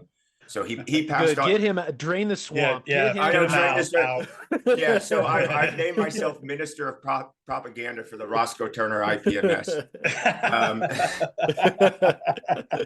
So when I joined that club, I was thinking about these YouTube ideas, and I had been to a show, and then I joined the club, and I told the then president at the time, Steve Bacon, I was like, what if we did like a promotion thing, and you went around and not just film the models on the table like you see people go to a show somewhere and just, that's fine. I love looking at them, but it's like, what if you interacted with people, and what if you had this, kind of antiques roadshow vibe where somebody stand there, tell what you got, and then they tell you all about it, and you showcase it, get all the buzz of everybody around. So I did that for our show, and I was like, oh, I think this is the lane, because when you're at a show, you want to talk to modelers, and you don't necessarily know everybody, or you can't catch the modeler at the time. They're putting their models up or packing them away, and you're wondering all sorts of things. So being able to like go up to somebody and be like, hey, I want to showcase your work. It's a double-edged sword, because I get to see everything up close and personal. And this is somebody who I hope with all the media we've injected into the hobby is like, oh, I would love to be on YouTube, or hearing people get shouted out on like your podcast or whatever. It means so much to them. And, we all got a little touch of the tism. So it's like, we would love to just like model dump on people if we could. So it gives people that both opportunity, like somebody gets to showcase, and you get to see it up close and personal, and you get to see a show, you get to see the club and the people run the show. So I think I've done 5 of them so far, and people have been super receptive. So that's kind of been my whole angle with the YouTube channel, is kind of showcasing model shows. And it's been really fun. It's been a big learning curve, but that's what you got to do. And that's the blessing of doing stand-up so long is, one, you have to humiliate yourself, and two, you have to be mature enough to learn from that thing and then correct the thing to make it better, correct the the joke or whatever, make it better. So no problem diving into stuff and doing it poorly. People say, oh, something's going to end bad. It's like, no, it's going to start bad. It's the wrong mind frame. Yes. So it's going to end great, but it has to start bad. You can't, as soon as you accept that, the happier it'll be. Yeah. So Austin, you cover so many things there. We will definitely come back to stand up. Maybe that'll be a bonus section at the end, because I want to hear your best joke. We'll give you 60 seconds uninterrupted. This is we're gonna do Kill Tony on. This is gonna be Kill Tony format. Okay, all right. After a minute, you'll get the cat, and then you'll get the West Hollywood bear at a minute 15. So, Austin, I'm so interested in your story because it resonates so much with people I've come to know over the last few years, where COVID was, it changed people's lives forever. Some in the worst of ways, but some in really good ways. And I think you highlighted one of those with the scale hobby and using YouTube as that mechanism to communicate with people. And I'm always interested. You mentioned Andy. Do you remember back to like that moment? What was the first video that kind of triggered everything and put this this plan into motion? Do you remember that video? I'm always curious. Yeah, it was one of his very early build videos, and where he's just sitting at a little table when his store was small. Mm-hmm. Yep. I forget what he was building, but I remember getting into armor because I was an aircraft guy. So living in Chicago, great choice. Yeah, beautiful. Okay. I decided to regress. No. So like in Chicago, like the apartments are big, but you're sharing with like 3 people. So you don't have there's living space, but not for all your stuff. So like, I didn't have space to paint and do all that stuff. Armor, you can just slap together. So I had some armor kits, and I looked up armor model, and it's just him sitting at this little white table. He goes, hey, let's do this armor thing. And, the classical music playing in the background. Yep. So that kind of kicked it all off. To add to make COVID even more tragic. No, I was diagnosed with stage 4 tongue cancer in May of 2020. Oh, geez. Yeah. So watching those videos, this is where the hobby means a lot to people in any hobby. That's why that Joe McClain interview was so amazing. Yeah. I would go to these treatments and stuff and, have surgery, and then you're laid up. And I would go to these radiation treatments. Thank God I only had to have radiation. And they're radiating my mouth and my throat, basically. Right. And just terrible stuff. And I come home and watch Andy. And in fact, I would get excited about, well, one, I was on drugs, so, that helped. But I would get excited to come home because I didn't have the energy to build. So, I bought all this stuff during COVID, and I was going to get back into it.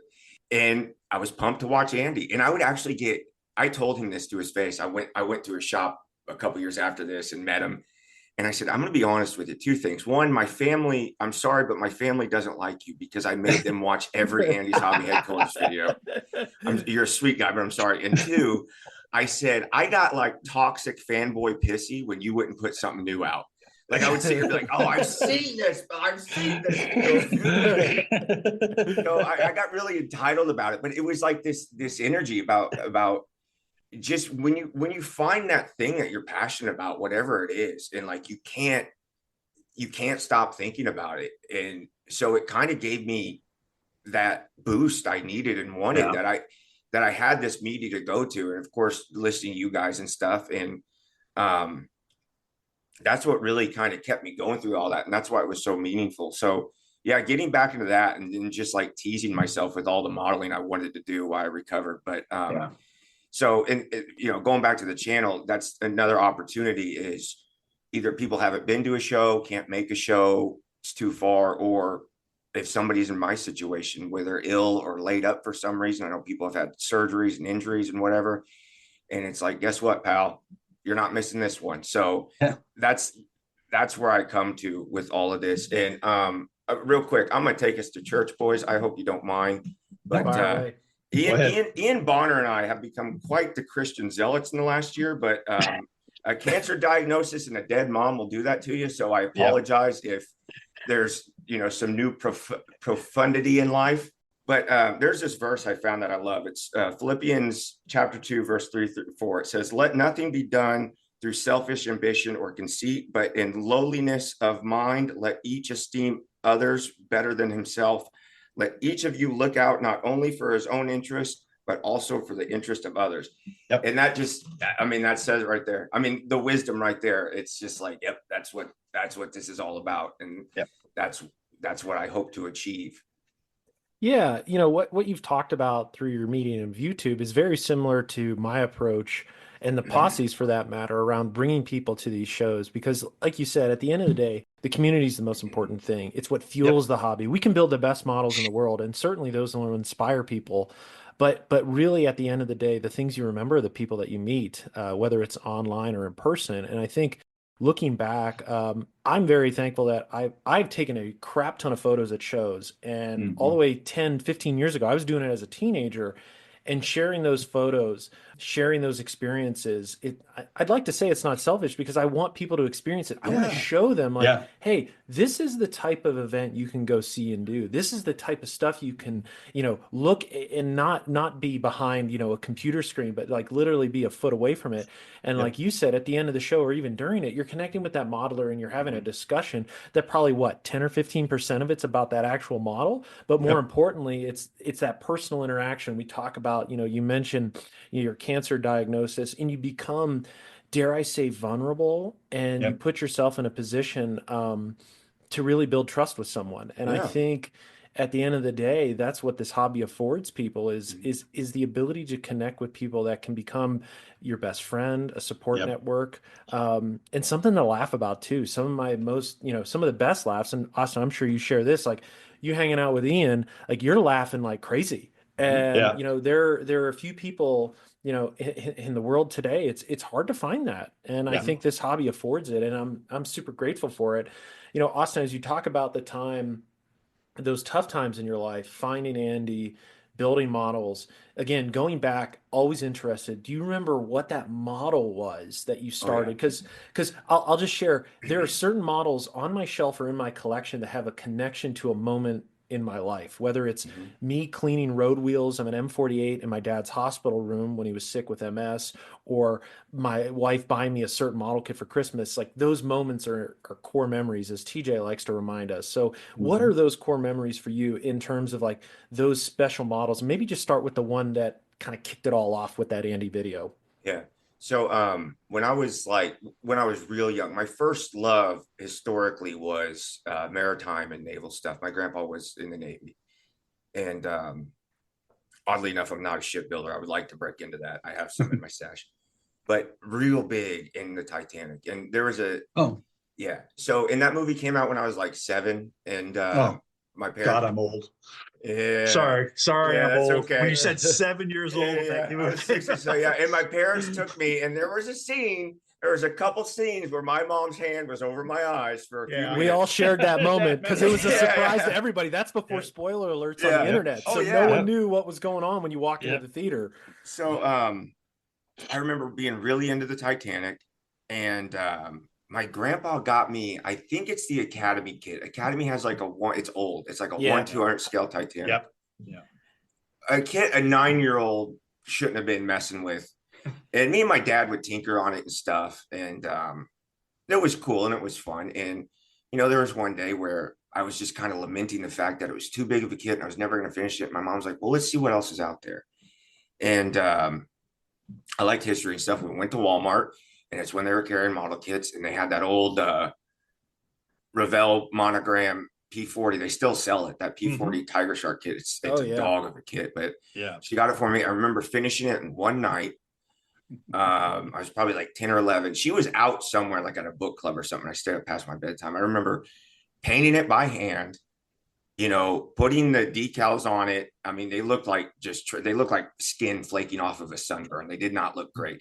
And I remember staying up and being like, oh, I have to show. And my mom's like, why are you not in bed? I was like, bro, you got to check this thing out. Like, I was so pumped. I was so pumped. So I remember showing her that and it just kicked the door open. There's a funny story where I was like, man, I wonder what other models are out there. And so I typed models into the internet and boy, oh boy, was that a fun search history to explain when you're like 10 or 11.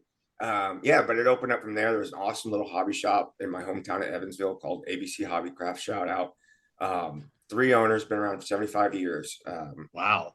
Yeah, it used to be in this like little old house, and it was like there, you walk around, the floors are uneven. It smells like that old cardboard, like just and Yeah. it's real close. Like Mhm. he eventually moved, but I remember going there all the time when I was in high school. I would take my paycheck and just buy models. So yeah, it just consumed me. So that Titanic model is what kicked it all off, and I've been obsessed with it ever since. So on and off, but I always had models from about 11, 12 years old in my life, and always had a stash, always stopping, starting things, always learning things. Fine Scale Modeler picked one of my models to take a picture of at IPMS Nats this year. It's my Aussie A-Wing. It's the Bandai A-Wing, and I did it up in some Aussie Spitfire colors. Hell yeah. Cool. Yeah. I kind of built it in honor of the boys on the bench, but I like that World War II Star Wars crossover.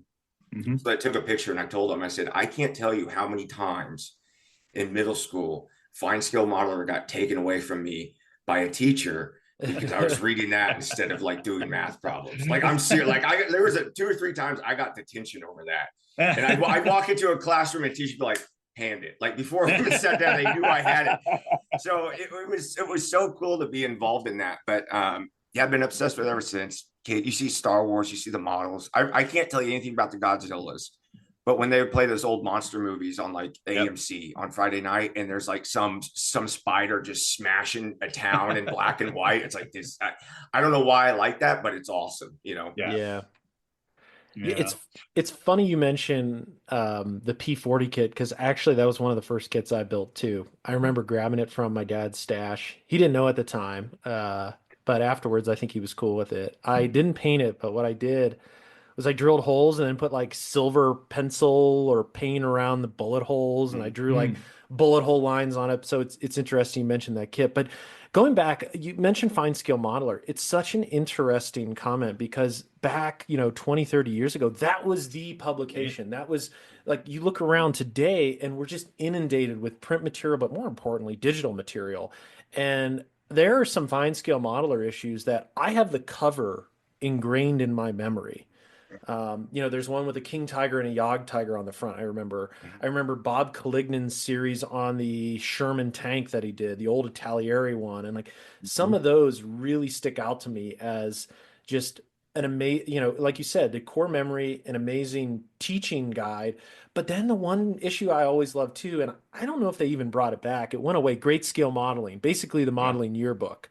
Yeah. And that was one where it's just like, holy cow. And like you said, when Fine Scale takes a picture of your model, you're just like, holy shit. Yeah. Like that's motivating. And I think, Austin, you hit the nail on the head too with your channel and the way of sharing people's work. Like I don't know if it's the same level of excitement where you're being recognized by someone, and it even goes to the challenge coins that are out there. I'm a big believer in challenge coins. Oh yeah, me too.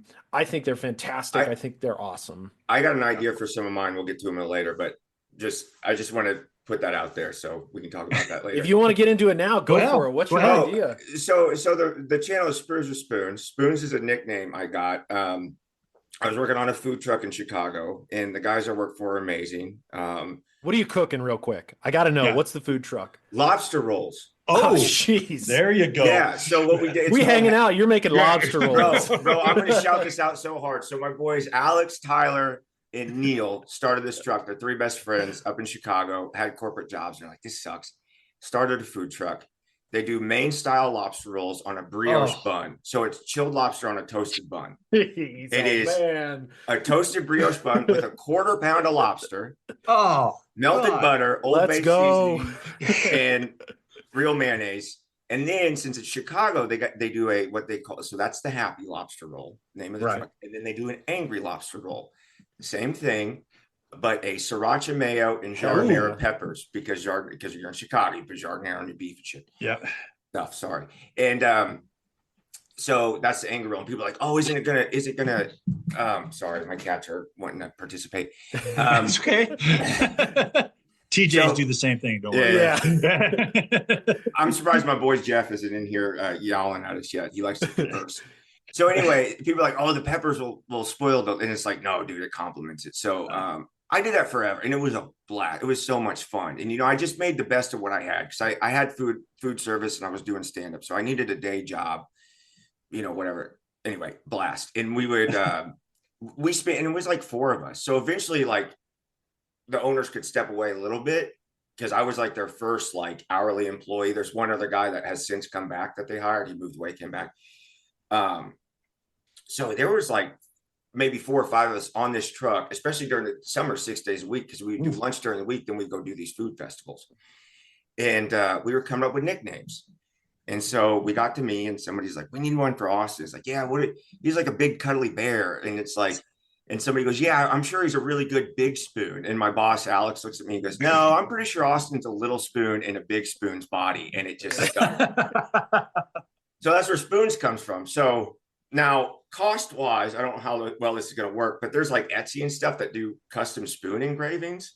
Yeah. And like you can get these like little like ice cream spoons and stuff. And I'm thinking about having like my Instagram, because Instagram, you can catch me at all, like my modeling Instagram, same name as my YouTube, get that engraved on the handle, and then get my little emblem engraved on the spoon itself.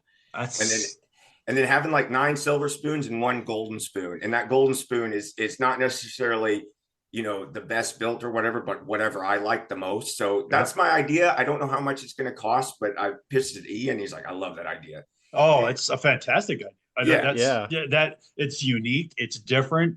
It's grabbing. It's something that people don't see out there. So, people are going to be, oh, this is cool. That's a fantastic idea. Driving from that. It might run more than like a challenge coin or whatever, but right. I don't know if I listen. I'm gonna pull a cancer card real quick. Stage 4 cancer allows you to let go of a lot of BS in life, and it is a blessing. I will tell you that.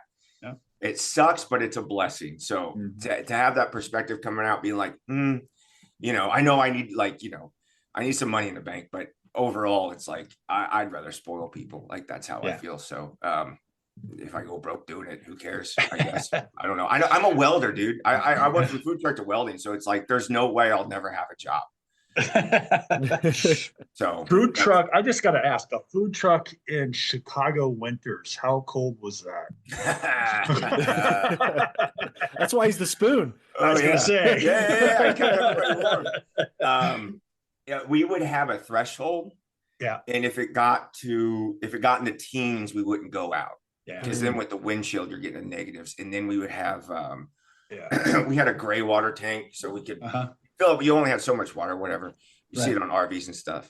That thing would freeze, and it would have this nasty, fishy lobster soap water in it, and it would freeze. So like we'd have to unthaw that and stuff. And then you're standing over a griddle, keeping your hands warm. Propane tanks would freeze.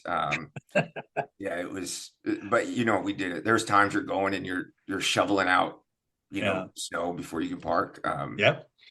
But yeah, it's one of the things where you trudge out there and do it. And like I said, it's a great company and great dudes. And so it wasn't just, another job. It was something I felt like having, because I'd been in food service since I was 15. That's the only thing I've ever done.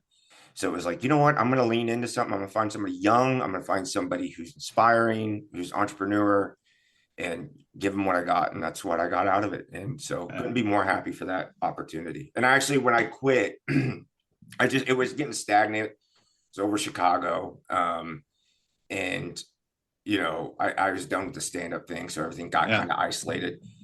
And, I thought it took me a year to do it. And I was like, I want to get off food service. I need better benefits, that stuff. And I picked welding. And when I told them I quit, I don't know if I've told them this story, but I told Neil and Ty, and they were on the truck, and it was winter time, and the truck was all buttoned up. They were getting it ready. So they had the cab and everything closed. And I got off and got my car, and I drove around the commissary, and I stopped, and I bawled my eyes out. Like, if that tells you I am all about, like, I know it's kind of like, it's like kind of sappy macho stuff, and being such a military history nerd and stuff. It's like, oh, you fight for the man next to you, blah, blah, blah. like I believe that stuff to my heart, and that goes Mhm. into the modeling thing, is giving people the opportunity to show their models. Yep. But yeah, I left that play. I left this food truck and I cried my eyes out because Well- in my mind I was abandoning my boys, and I was like, Your Yeah. family. Yep. yeah. So yeah, it meant the world to me. So that's why the nickname and the name of the channel means so much to me too, is they kind of inspired it. So That's awesome. Yeah. I love it, man. I love these personal stories. You mentioned Chicago. Did you ever get a chance to go over to Emin Models, or have you ever heard of it? Amen models. It was over near Midway. So it was a small shop. Unfortunately, it's closed now. But it was over near, No. yeah, it was over near It- Midway, and it was managed by a married couple. And it was the peak armor modeling hobby shop in the country. No, wait a minute. Hang on. Shoot, I gotta look it up because there was several, and I remember they're spread out. Oh God. This was in a strip plaza. It was really near, I think it was near a good fried chicken place. I remember sitting on the corner, grabbing fried chicken, and then going over and talking to Marty and Mary, hangout of Andy Golden, Greg Solar, all the Chicago greats in terms of MMSI. Like Yeah. that's the shop. And you walk in and it's like every Lion Roar set known to mankind. They have five of, Yeah. all AFE modelers, all like it is. They still do mail order, but unfortunately their storefront closed. Yeah, But they must have closed when I was around there. There was a place I went to, and I think it's kind of where the Butch O'Hare guys go. I think it's I hope I could find it. It's sort of on like the north side of Chicago. It's Chicago. I think it's like Chicagoland. I feel like I've heard of that. Yeah. Yeah, I'm looking for it, and I used to go to it all the time. Yeah, that's the one I went to, and the name is killing me right now. And sorry, I'm looking at my. No, No, no that's problem. okay. No problem. Do you still go to the Butch O'Hare show? You mentioned them. I've I- never I gone to the have- local show. I haven't been. I haven't caught that show. I went to the show up in Crystal Lake. That was the first Okay. model show I think I've been to, and then so yeah, I went to that. I plan on going to Butch O'Hare. I've met some guys from there. Mhm. Interviewed a guy from there for at the. If you watch the Doolin show, I think there's a Butch O'Hare guy. Yeah, there. yeah. John Flux up there, a few other good Yep. Yeah. guys. So I was going to ask, when did you get to Indy? Yeah. February 22, I Okay. moved back. Yeah. And that's and whatever your opinion was, it was kind of Chicago was really milking the COVID thing. And it was really we had a lot of opportunities to grow as a business. And we were moving into food halls because that's kind of a new thing. And Right. Miami came up. And I said, you know what? I think I'd like to take a shot at that. And then Chicago shut down again.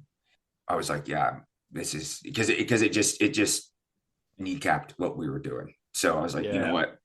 And like I said, I wanted to do something else. Eventually, when you get into general managing, you're just kind of making sure food doesn't go bad and stoners get to work on time. So like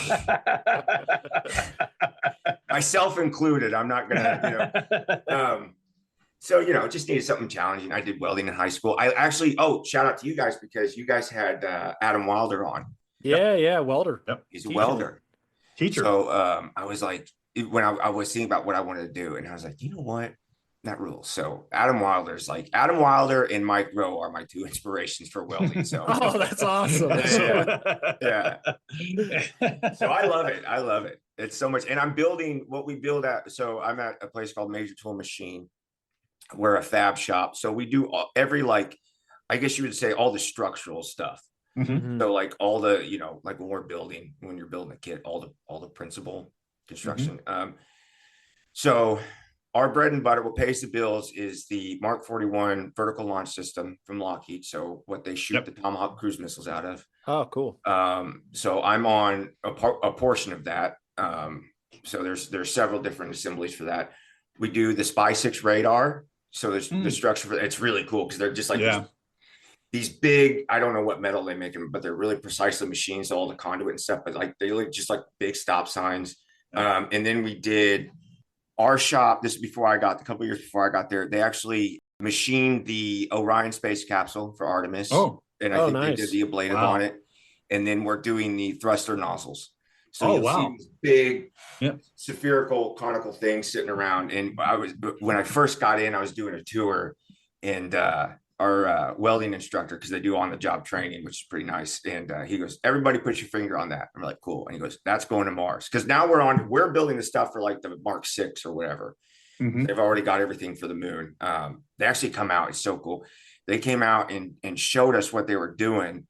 And I guess they shot it around. Did they shoot it around the moon without astronauts?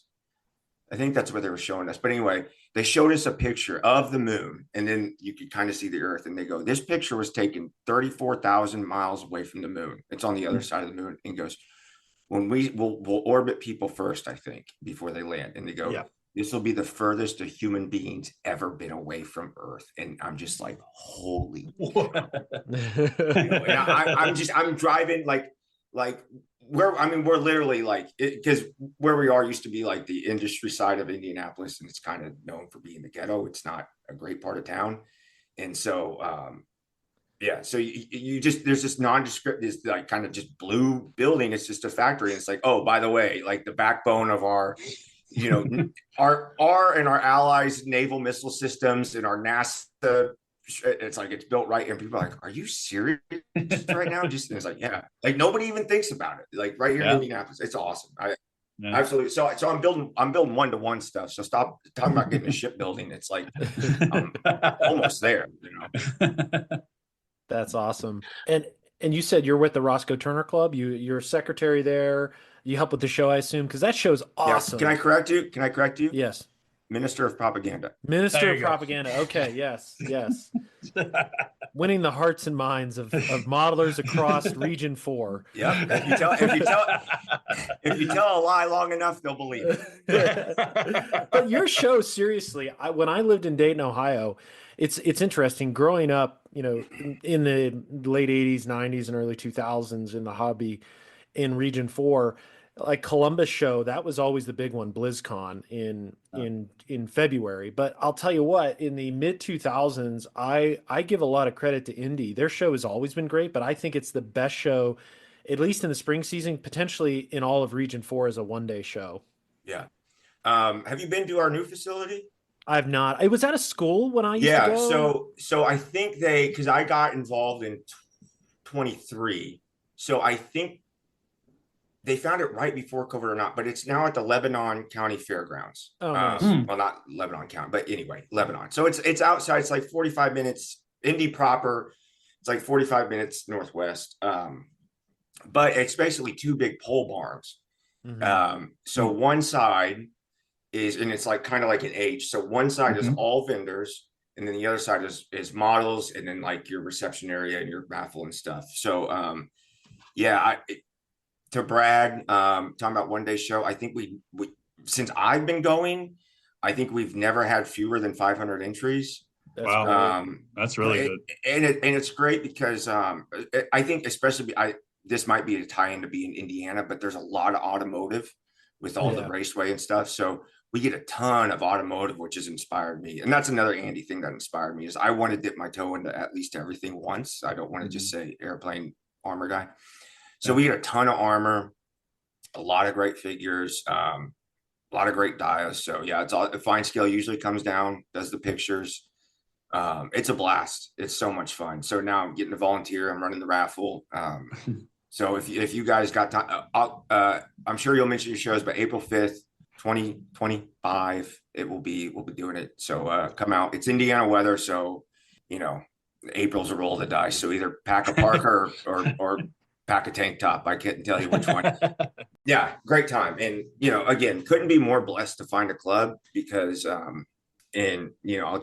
try to say this as diplomatically as possible, but when you go hang out, was like hanging out in Nats, met a lot of cool people, but then you hear about club drama and it's like, why is this hard? Like, why are you guys and the guys who it happens everywhere. I know, but the guys who run my club are all like, either former like accountants or engineers, so like very practical, analytical people.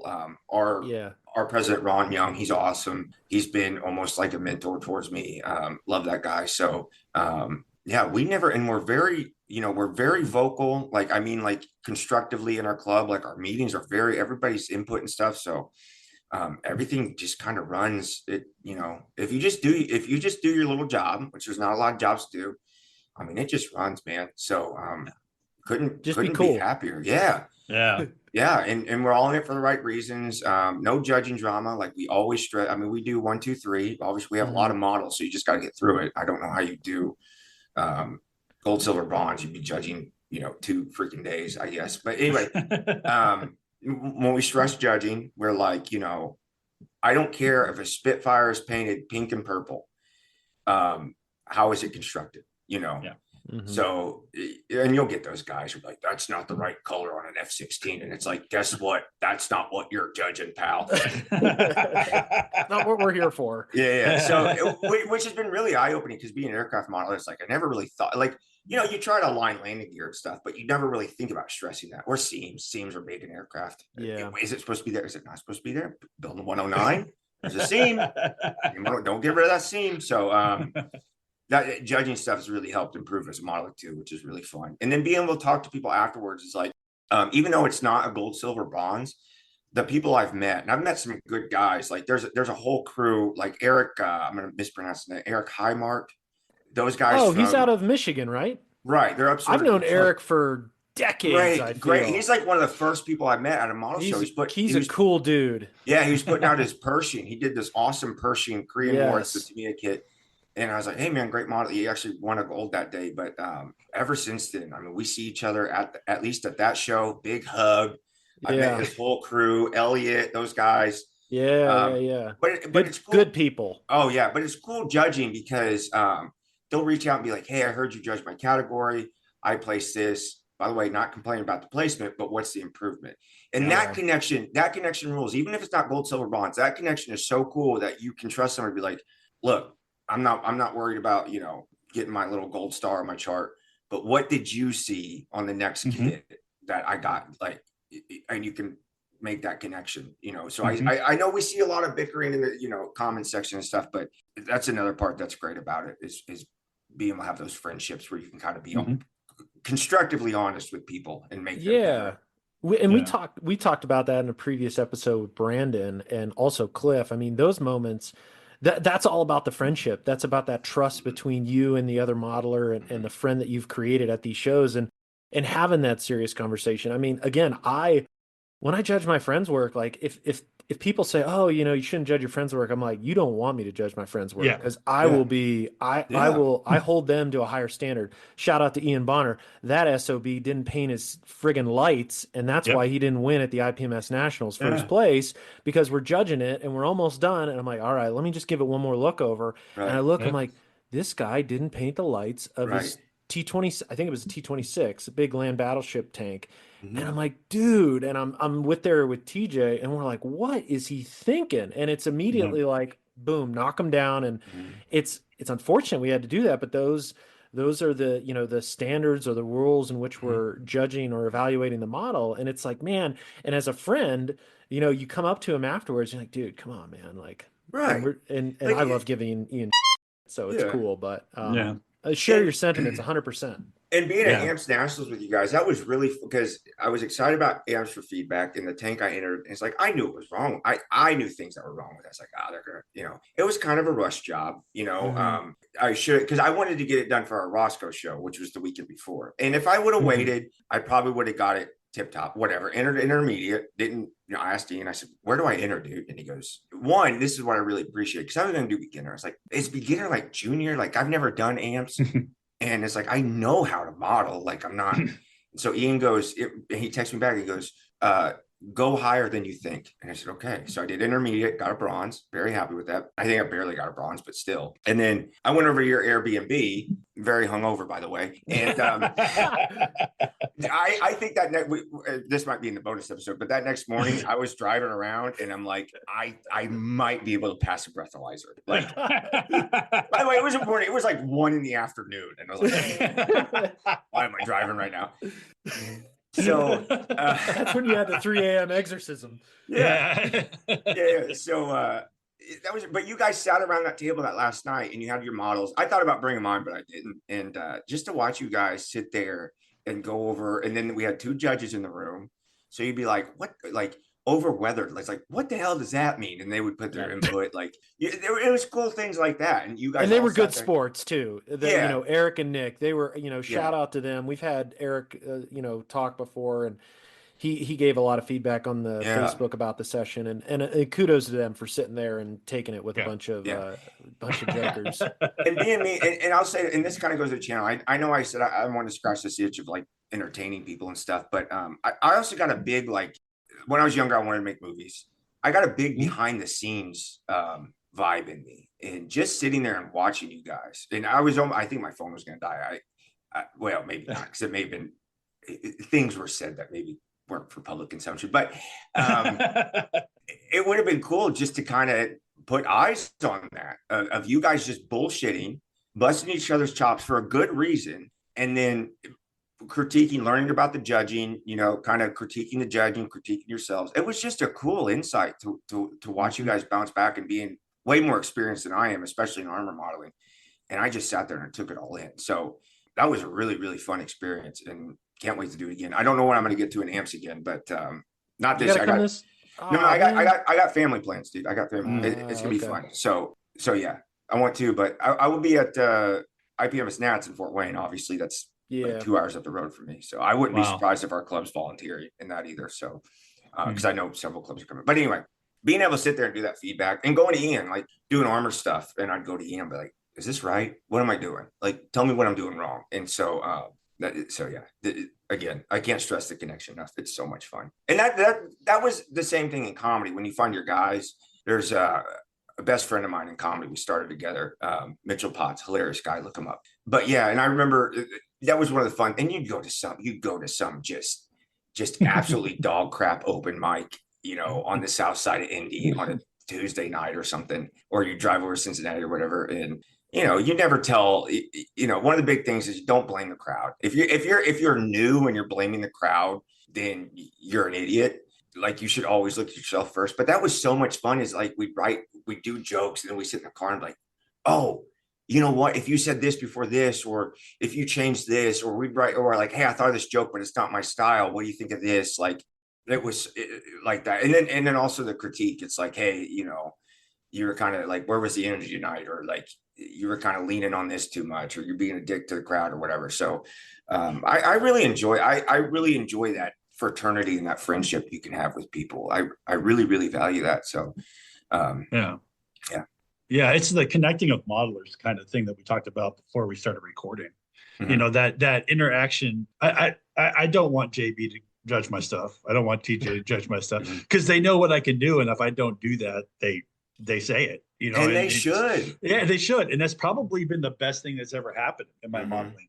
But that connecting with modelers and connecting with people is such an important thing. And that's what I like about your YouTube too, is that and going back again, that antique roadshow kind of concept that you have, where you focus in on that one thing and you talk to a person, and you get the experience that individual had building that.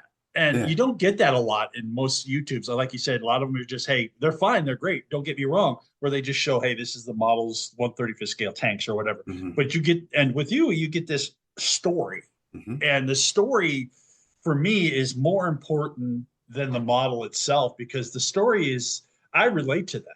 There's things in everybody's that you filmed, that you have, that there's I remember that, and even in this conversation we were talking about, how does this relate to that, and and JB saying, and I could still remember that, going to Kmart and getting a monogram. My very first model was a monogram 130, well, was said 135, was 132nd scale Sherman with the Calliope on top, the Champagne one, had the flyer and stuff. And you're talking about your very first model was the Titanic kid, because your mom and you went to the movie and stuff like that. Yeah.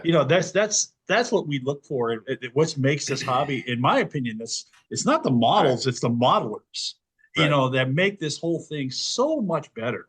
Meeting people like you, meeting people from all over the place. I mean, and that connection is and you're very good at that. You're very good about exploring that individual. And I don't know if it's from your stand-up, or your, some of the most professional people I've ever met have worked food service, because they know how to talk to people. They know how to explain things to people. They know how to, treat people in a certain way. And I can definitely tell that you have a very huge love for this, and that's great. So I applaud you for that. Thank you. And I would say like lifting people up is and watching people be better. And I would say in food service, because you can come into work and bitch and moan. Yeah. And I slung a lot of pizzas, and I would say honestly, like I went into place and picked up pizza on a Friday night or whatever, and I'm looking at the screen, I'm looking at all the dough and stuff, and they're slinging pies. I'm like, oh man, there's kind of like a weird thing where you want to go back, but you can bitch and moan about how hard the night is and blah blah blah, or you can support the person next to you. You got to stand shoulder to shoulder, and I've always loved that. I mean, it really does.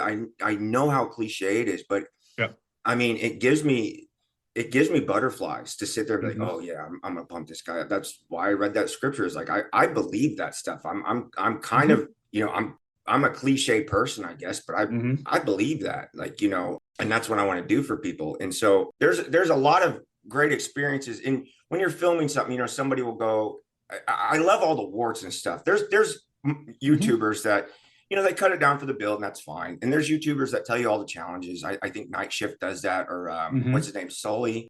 Oh, is it Sully, the British fella? Yeah, I'll be honest, I don't watch him, but that name rings a bell. But he'll be, or like Hammerhead. I think his name Brandon, but Hammer, and they'll sit there and it goes, well, I had this idea, but then I realized I love all the warts and stuff. So even when you give somebody that little, like maybe 5 minutes, and a lot of them aren't even 5 minutes, but it'd be cool. Like somebody was looking for this part and they couldn't find it, and then their buddy had it in the stash somewhere, or the nightmare of the kid, Brandon Jacobs' fishing boat. I know we're all tired of hearing about it because he's a nationally award-winning shipbuilder now.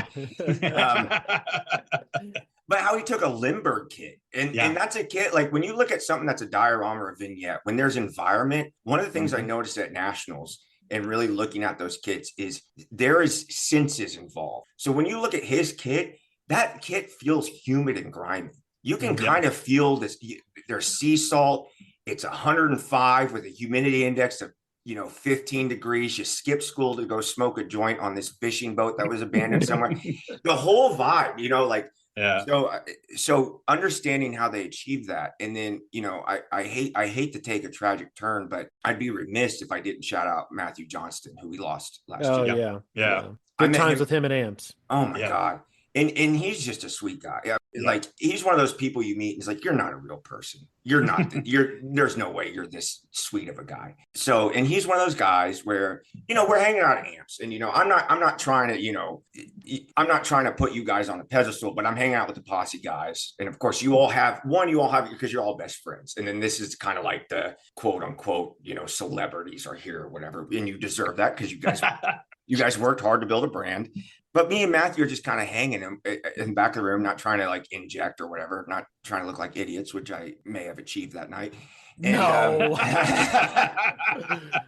But we just hit it off. And then I said, "Are you going to be at Nats?" He's like, "Yeah, I'm going to be at Nats." Cool. And so ran him there, met his wife at Nats. I filmed his. I'm going to get it wrong, but it's a Sherman recovery tank. It's that like blue gray thing.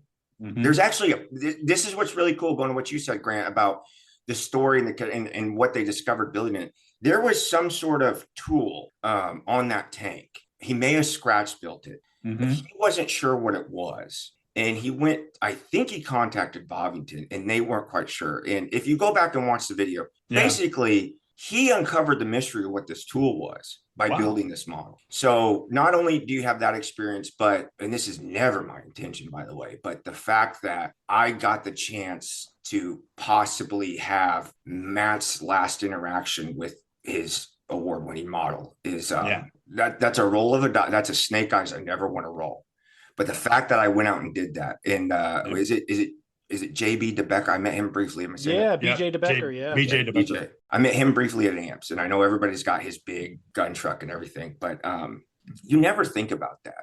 Yeah. And I was surprised at Matt. There's some of you old whites that I'm like, why are you still around? But I was really taken aback by Matt, and I sat there and I kind of prayed on it and thought about it, and I was like, look, we probably have Matt at one of his most honest and joyous moments doing what is love, and I achieved that. Never want to, never my intention. But when that kind of hurt me, because I was like, that's one of your, that he felt like one of my first real, like not real friends, but first, like I would say national friends, you know, like meeting eating those guys. But he lived in KC, I lived in Indy, and it's like, oh, I know if I'm at a big show, I'm going to see him. And knowing that he's not going to be at the next show is a terrible feeling. But knowing that, you know, like and subscribe, we have this last we have, sorry, I gotta make something funny out of dark. No, we have that.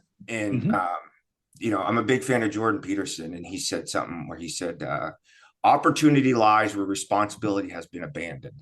Yep. And I love that idea. And I'm not saying anybody abandons responsibility, but I don't think anybody really thought about it. And so yeah, I a broken record, but that's the inspirational thing. And that's the angle, because you guys have filled out so many things, and it's like, where there's a line here nobody's driving, a lane here nobody's driving in. So Right.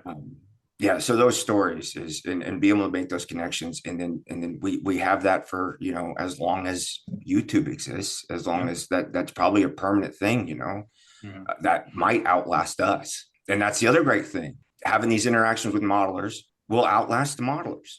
Yep.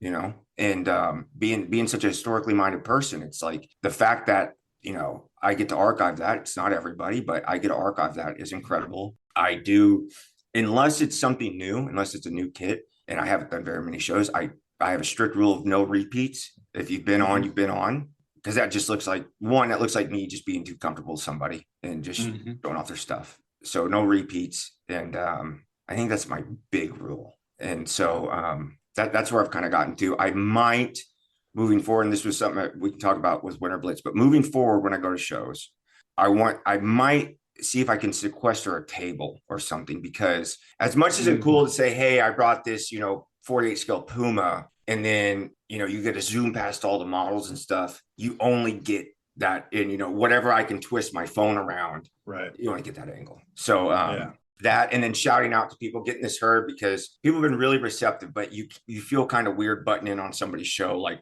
excuse me, I want to go down to Cincinnati show, because they do it in that little Tri-State Warbird Museum. I don't want to just interject in somebody's show and be like, hey, I'm going to come film your show.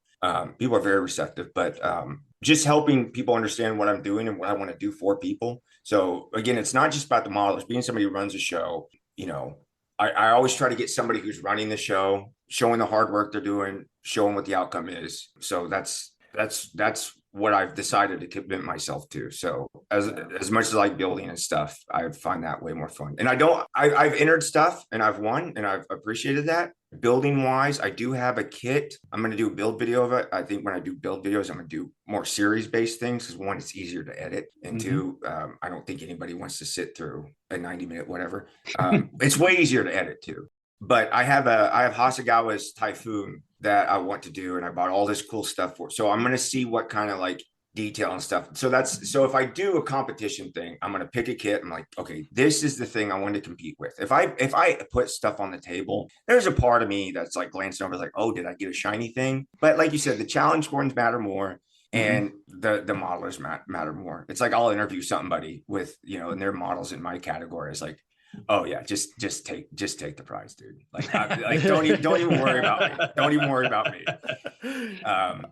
Yes. So you know, Austin, I want to go back. You mentioned approaching shows, and I think what you talked about there really resonated with me, because it's very similar to the Posse. You know, we started this podcast, oh my gosh, probably 4 or 5 years ago. And at the time, you know, there were a few podcasts out there, you know, Scale Model Podcast, Mojo, OTB, of course. Those were kind of the three that started it all. And we came into the space.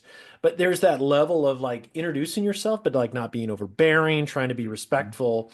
And it's a slow, you know, like everything, these things aren't built overnight. You don't garner views or become known in the hobby without work. And there's another cliche for that. It says it takes 10 years to become an overnight success. Yes, exactly. Yeah, it's grinding it out. It's going to these shows, not knowing anyone, and just being friendly and getting to know them. And I remember, you know, starting the Posse, going to shows, being very polite and asking, hey, do you mind if we film your show? Do you mind giving an interview? Hey, do you mind providing a table to us? We'd love to be able to promote your show. Here's who we are. This is what we stand for. And now, again, it's all that work, and now people are proactively reaching out and saying, "Hey, you come into our show, we really want the posse there." And I'm sure the other podcasts get it too, where we've created this environment that's contagious and Mhm. it's motivating and it's fun. And Yeah. Yeah. I'll be honest, I need to become rich and retire because I want to go to all the shows. I Oh, I want know. to like the dream is owning. I talked about this Yeah. because Commies Fest out here was on the same weekend as Heritage Con like 2 years ago. And I'm like, you know what would be awesome? The Commies Fest show is at Centennial Airport. The Heritage Con show is at the Hamilton Airport. What if we had a charter jet and we just like literally walk out of the Dude. show, hop on the jet right Yeah. outside the show, fly nonstop to Hamilton, Yeah. Ontario, step out of that and walk into another museum Right. and put our models on the table. Like Right. that's level of badassery that I aspire Yeah. to achieve. So like when people retire and they get like an RV or something, like so getting back into the trades, and I've worked at some like smaller businesses, people got like a tool trailer. Mhm. And instead of having an RV, I would love to get a tool trailer and deck it out. And it's like put a little paint booth, put a bench in there, Mobile shop. and just go hang out and set up and be like, hey, and you have a mobile shop and you go from show to show, whatever. Like that would be the bee's knees. But like, yeah, if I could do that, if I could, and I might have to start a Patreon or something. But like, if I could just cover like gas money somewhere, like I pitched this at IPMS Nats, and I got to shout out Jeff Hearn because I met him at AMPS and he really liked the idea. Everybody's really enjoyed the idea when I pitched it. And just like, dude, you're coming to Nats. I said, yeah, he goes, I'm the chair. And I said, okay. And so I knew he was going to be busy as hell. So I found about 6 vendors, and I never want to take too much time from the vendors. So I found about 6 vendors I thought I'd reach out to, and then I found about 10 modelers. And I thought, you know what, that's going to be 2 little videos. Maybe it's, all together, it's an hour and a half of material. And every time I walk past Jeff, he'd be like, Austin, how you doing? I said, great. And he goes, hey, Scott Primo, go talk to him. I was like, oh, okay, never met this guy in my life. Or he'd be like, hey, did you go you got to go talk to Squadron. I was like, okay, well, they're very busy. I didn't get to them. And so Jeff just pimped me out, and I did not expect that. And it took me a lot of reasons, right after IPMS, I got a new apartment, all sort of family coming up, holidays. It took me till December to finish. I think there's 5 or 6 videos in all, because I filmed Jeremy Moore's. Oh, here's another plus. Here's another selfish plus. I filmed Jeremy Moore's natural metal finish. Oh, And I told him, I said, hey, I'd love to do this on YouTube, but also like, I want this information, so I'm going to film it. so that helped out. I approached Valeria from ICM, and I said to her, hey, I do this. I want to showcase shows. I'd love to showcase. And they had a nice table set out of all the new kits. They had buildups that people had donated. They had to paint. I said, just take me what you brought, just 2 or 3 minutes of your time. Take me through what you brought. And she said, okay. And she understood. And she goes, and then she came up to me. She goes, you're filming for YouTube. I said, yeah. And she goes, would you like to just like basically film for us? I said, yeah. And so I filmed that, her presentation on what it was like to operate a model company in Warzone, moving stuff. Really great. And the best part of that was I asked her, we're doing Q&A, and I said, what was your favorite part about coming to America? And I thought it was be like, oh, the McDonald's is better or whatever. And she said she's there with her stepmom. And she said, we got off the plane in Chicago. I think they took like 40 hours to travel because you can't fly out of Ukraine. You got to drive or train or whatever. And so they got off the plane in Chicago, and they're sitting there having dinner, and they were both quiet. And she goes, it just hit us. She goes, in America, you are free. Nobody expected it. Nobody expected this. And all these guys, most modelers like you, Grant, a lot of these guys are vets or currently serving, and all these men and all this, and it just hit them. And there was almost not a dry eye on that. Nobody expected that. We thought it was going to be something fun and, whatever, oh, we saw Mickey Mouse. And it was like, no, you guys have no idea how free you are. And we're talking about somewhere like Ukraine, which is, corruption and whatnot. It's a modern Western European country. And she's like, you guys have it. So, I mean, that just blew us all away. So getting to do that stuff. And then there's the more comedic side to it of seeing all the characters. So I don't know if you saw, I did a Winter Blitz promotion where me and Brandon sat down at Nats, and Brandon's become like a big, I love Brandon, and his wife Kelly is amazing too. And by the way, the women in our lives, man, like they are saints, because watching Kelly just like she just sat there for 2 days, and we're just like two 12-year-olds just got miles for 2 days. She's amazing. So Brandon and I were sitting there, and I brought this up at Amps too when I met you guys, and it was like talking about getting rich and stuff. John, talking about promoting this is like, there is no way. Like, I think at some point, like I said, I want to, if I can cover gas money or a hotel or whatever. And shout out to Brandon, because I didn't expect this. He put me up. He got my hotel. And I don't, by the way, if I come to a show, I don't expect you to do this. He got me a hotel. I had to twist his arm to at least buy a meal, like it just, took me, of course, he was my transport mate, took me back and forth to the airport, put me in their house. Amazing people. But the entertaining side of this is I love all those mockumentaries, or like, like King of Kong and Fistful of Quarters, or then you get into, I've said this and go into IPMS especially, and the drama. We all know that, blah, blah, blah. It's like, this is a Christopher Guest movie.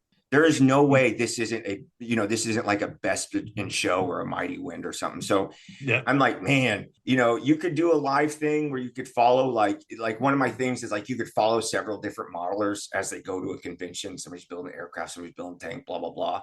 Or you could do like a more fictionalized thing. And Brandon and I were talking about, we have this idea for a movie called Glue Sniffers. And it's like a Best in Show and all these characters. Yeah. And so, because you've got the guys like I've met, but you get these guys like when you watch, is it Milton from Office Space? He's like, oh, give me back my stapler. Like he will walk away and he keeps talking. Like there's people like that. There's people that will keep talking about how many tracks are on a German Tiger tank, and you can walk away and they're still talking about it. Like no one's there. So we went through, and I pitched this to El Presidente, Tim Holland, and we hit it off, by the way. And I want to take credit for this, but we drank a lot that weekend, and the Model Geeks guys said, we've never seen him get that goofy, so I want to take credit for that. But I have a character list of some people in our movie. So El Presidente, Eugene Levy, right? Can see that. Yeah, Brandon Jacobs will get an out of shape Josh Brolin. I like Whitey and Samo, so because they got that real north that New England accent, and I remember listening to Car Talk with my dad. Yeah. So like a lot of these podcasts, I go, oh, this is like Car Talk but with models. Yep. Okay, so we wouldn't do all the Geeks guys, but you combine Whitey and Samo, Bill Burr for sure. Yeah. a real kind of high strung modeler from Northeast, and then Dave Goldfinch. I'm saying this because I like the We Have Ways of Making You Talk podcast, but Dave Goldfinch, let's do an Al Murray. I know he's not Australian, but Al Murray, and then Paul Gloucester. We're gonna do Chris Hemsworth because you got to have a hot Australian. So, yeah. So shout out Paul. But yeah, that's like, you just imagine these characters and they come through, and I've said working the door at Roscoe Turner, and I say this with all love because again, me included. And if you guys think this will offend people, edit it out. But you watch people come into a model show, and it sort of looks like the cast reunion for To Catch a Predator, like. You're at season 5 with the Mike's Hard, like what I'm saying, like that's how we look, fellas. Okay, besides me and JB, there's not a whole lot of good looking guys at these things.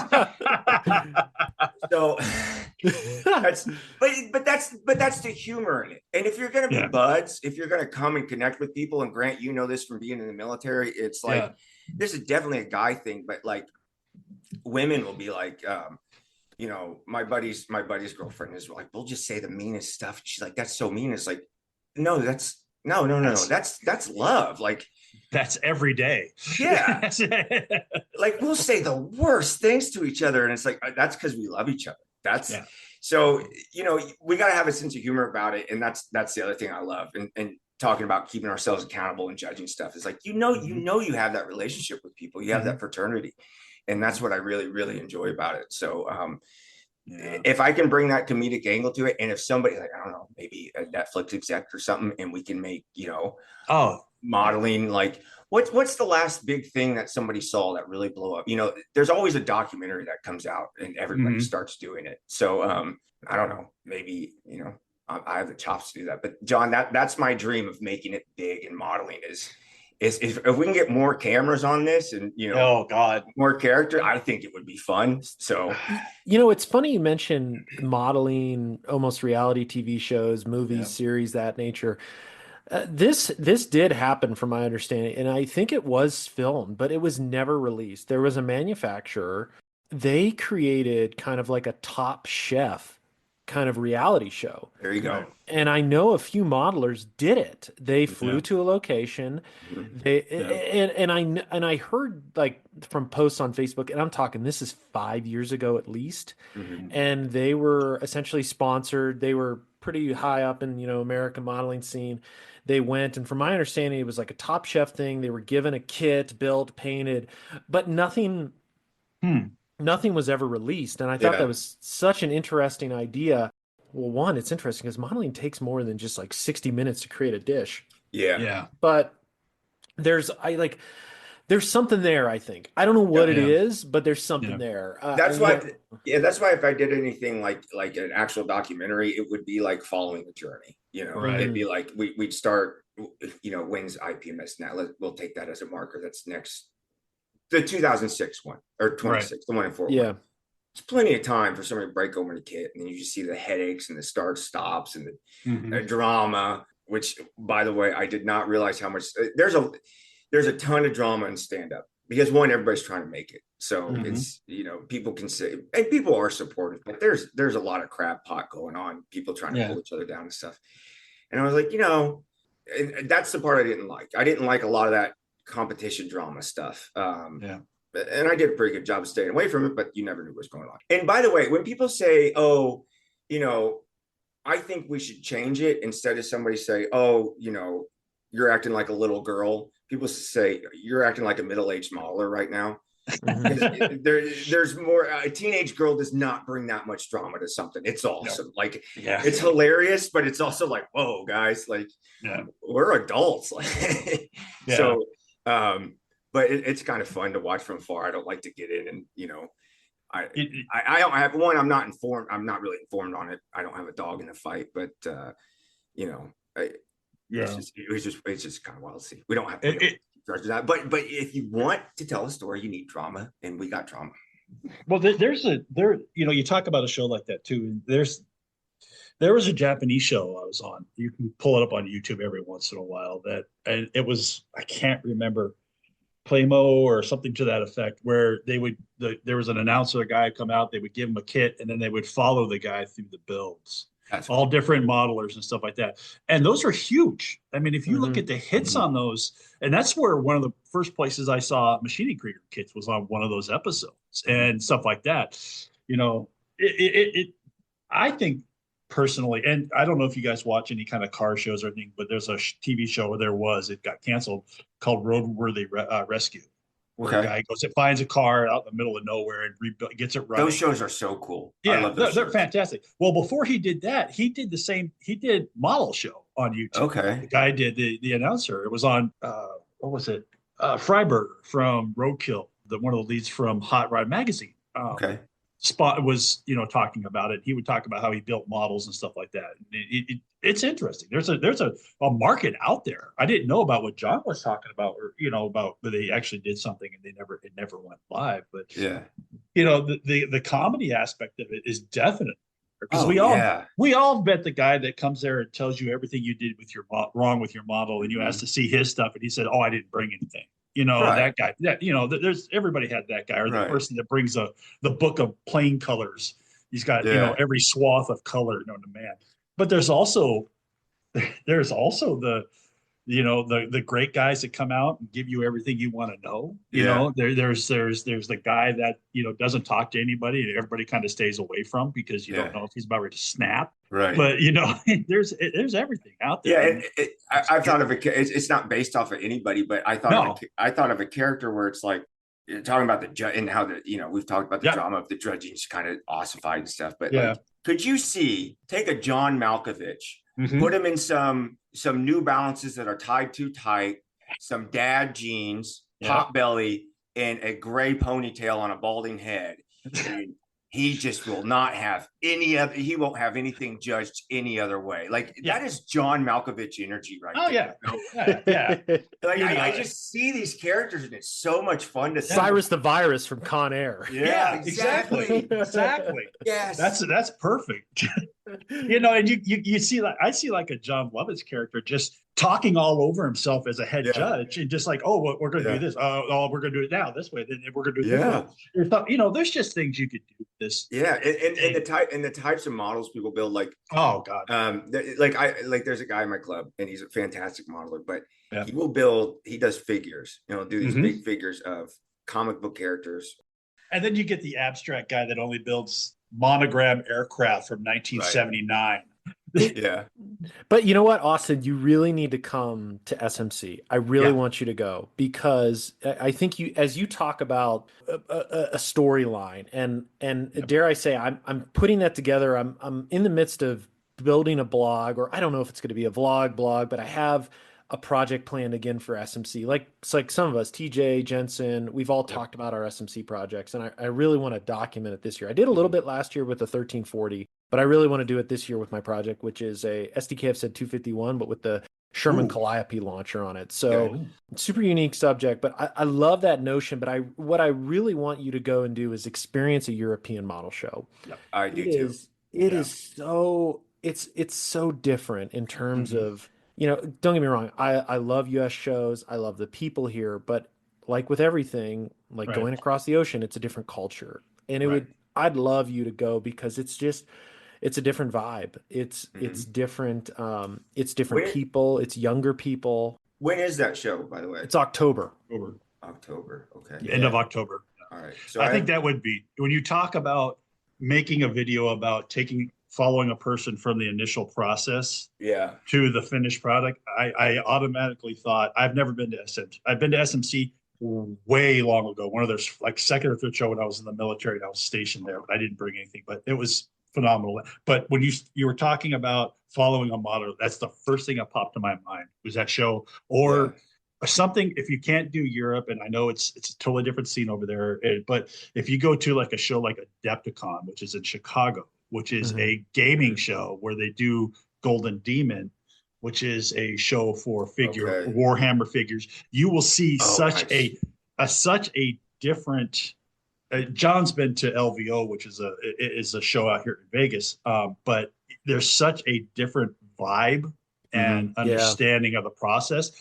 And Europe as a whole is a totally different one than that. But seeing that and melding that into a process, I think that the best thing that's happened to this is my opinion and my opinion only, to the Posse, is the fact that we have people that are going overseas to shows. We have people going to different kinds of shows, like LVO and these other shows, that we're able to give a different feed or feel of the hobby than some others, because we're seeing it differently. Because we're seeing it from a different, because, a lot of people just live in this model show box where they go to this, this one show or these couple shows, and they don't see like an LVO or SMC or anything, something in England or something in Australia or Japan or something. And like John's show, when he went to the show in Korea, I know how that affected him, because, one of the biggest things I noticed at the show is they all wore suits on that first day. They were looking good. Yeah, they looked really good. They took it seriously. I love that. Yeah. So there's a cultural environment around shows that we do not, a lot of people don't see in America, that how different people see shows and how. You guys may have mentioned this, but America, and as much as I love it, there is a fault to the rugged individual, There, because in Japan's one of those societies that's like, we all got to make it. Europe's pretty, social cohesion like that. So like, because you'll see that where people are kind of out for their victory, their whatever, their build, their win. So I would love to see that. If I did SMC, first and foremost, I want to make something clear. I'm not a videographer. Like I'm not going to come film your wedding. I'm doing this on my own. I'm kind of like remedial in a lot of this stuff, learning stuff and having patience with it and stuff. Yeah, if I did that, it would probably have to be, because what am I do? Oh, PAX Con. That's the one I want to get to this year. I told the Geeks guys, I was like, I want to get to that one. There's some in driving distance, Butch O'Hare. I can get there. I want to do the what is it? What's the miniatures one? MMSI, MMSI. Chicago. Yeah, That's a good show. I want to get to that one too. So, Yeah. and that's the other thing is getting to unaffiliated shows, Yeah. non-IPMS AMP shows like Winter Blitz. By the way, great coverage. I mean, you might say you don't do it, but that was good coverage. Yeah, I was trying to catch a lot of B-roll and stuff. Yeah. And there's a part of me because you know everybody's talking about banning TikTok, and there's a part of me that's like, I wish there would be. I wish they would make it illegal to own any phone that's not a Nokia brick with T9 and no camera. Like I really think at this point, that's all you get. Maybe you get Snake if you're a good boy. You might get a play Snake, but besides that, no social media, no camera, none of that crap. And I do, you know, my family gets on to me, which is true. And I spend a lot of my time on my phone, mainly looking at models. But that's something I struggle with, is being like, okay, this is a time, you know, being a show, this is a time to put stuff on social media and stay up on everything. So I'm glad you guys enjoyed that coverage. I was just trying to get whatever was out. And then, so I'm currently working on that video. By the time it should be out, by the time this is out, that's what I'm gonna bust my ass on this weekend. So hopefully I get that done, because there's definitely some stuff at the bench that's screaming my name. So yeah, that's the one downside of this, is when you take on something like this, you have to learn editing and filming and all that stuff. It's, you know, again, you enter a learning curve. So after, you know, this 5 years of getting back into modeling, there's still stuff I'm learning, but getting pretty, you know, there's a lot of it that's autopilot. You know, there's a lot of stuff I remember, you know, the steps to putting together, painting a cockpit and all that stuff.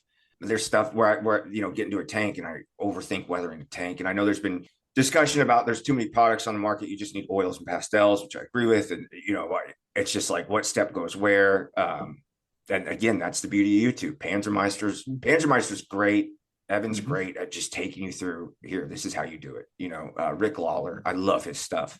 So yeah, that's the blessing of YouTube, is being like, okay, how the hell am I going to do this? And then Rick or Evan's there to be like, we got you, bud. So that's what takes away is the building time. So trying to understand editing, and you don't have, like, I'm not trying to win an Oscar or anything. I just want something that's entertaining and compelling and kind of draws you in. So, and going back to wanting to make movies when I was younger, the reason I went into stand-up, besides everybody told me I should, and I was like being funny, especially when you're in your 20s and you're trying to get all these, you know, because I lived in Bloomington, Indiana. I didn't go to school, but you know, you're trying to get people together, and they're either in class or whatever, and they got their own lives. So trying to make even like a short film is wrangling cats and scheduling. And so in stand-up, it's you and yourself. You know, you bounce ideas off. So it's good that it's me and myself, but the downside is the workload, and then like the time management and stuff. Because, you know, like today, before we got on, I was uploading videos, which takes time. And then I'm like, oh, I can get some editing done. And, you know, in my mind, I thought I wasn't going to get enough done. So why do it? So I waited for an hour and a half playing War Thunder until. so there's those things that drag you where it's like, I can play War Thunder for 2 hours and not care. But so that's the downside of it all, is working by yourself. Upside, I kind of get to do what I want. I'm free to be creative.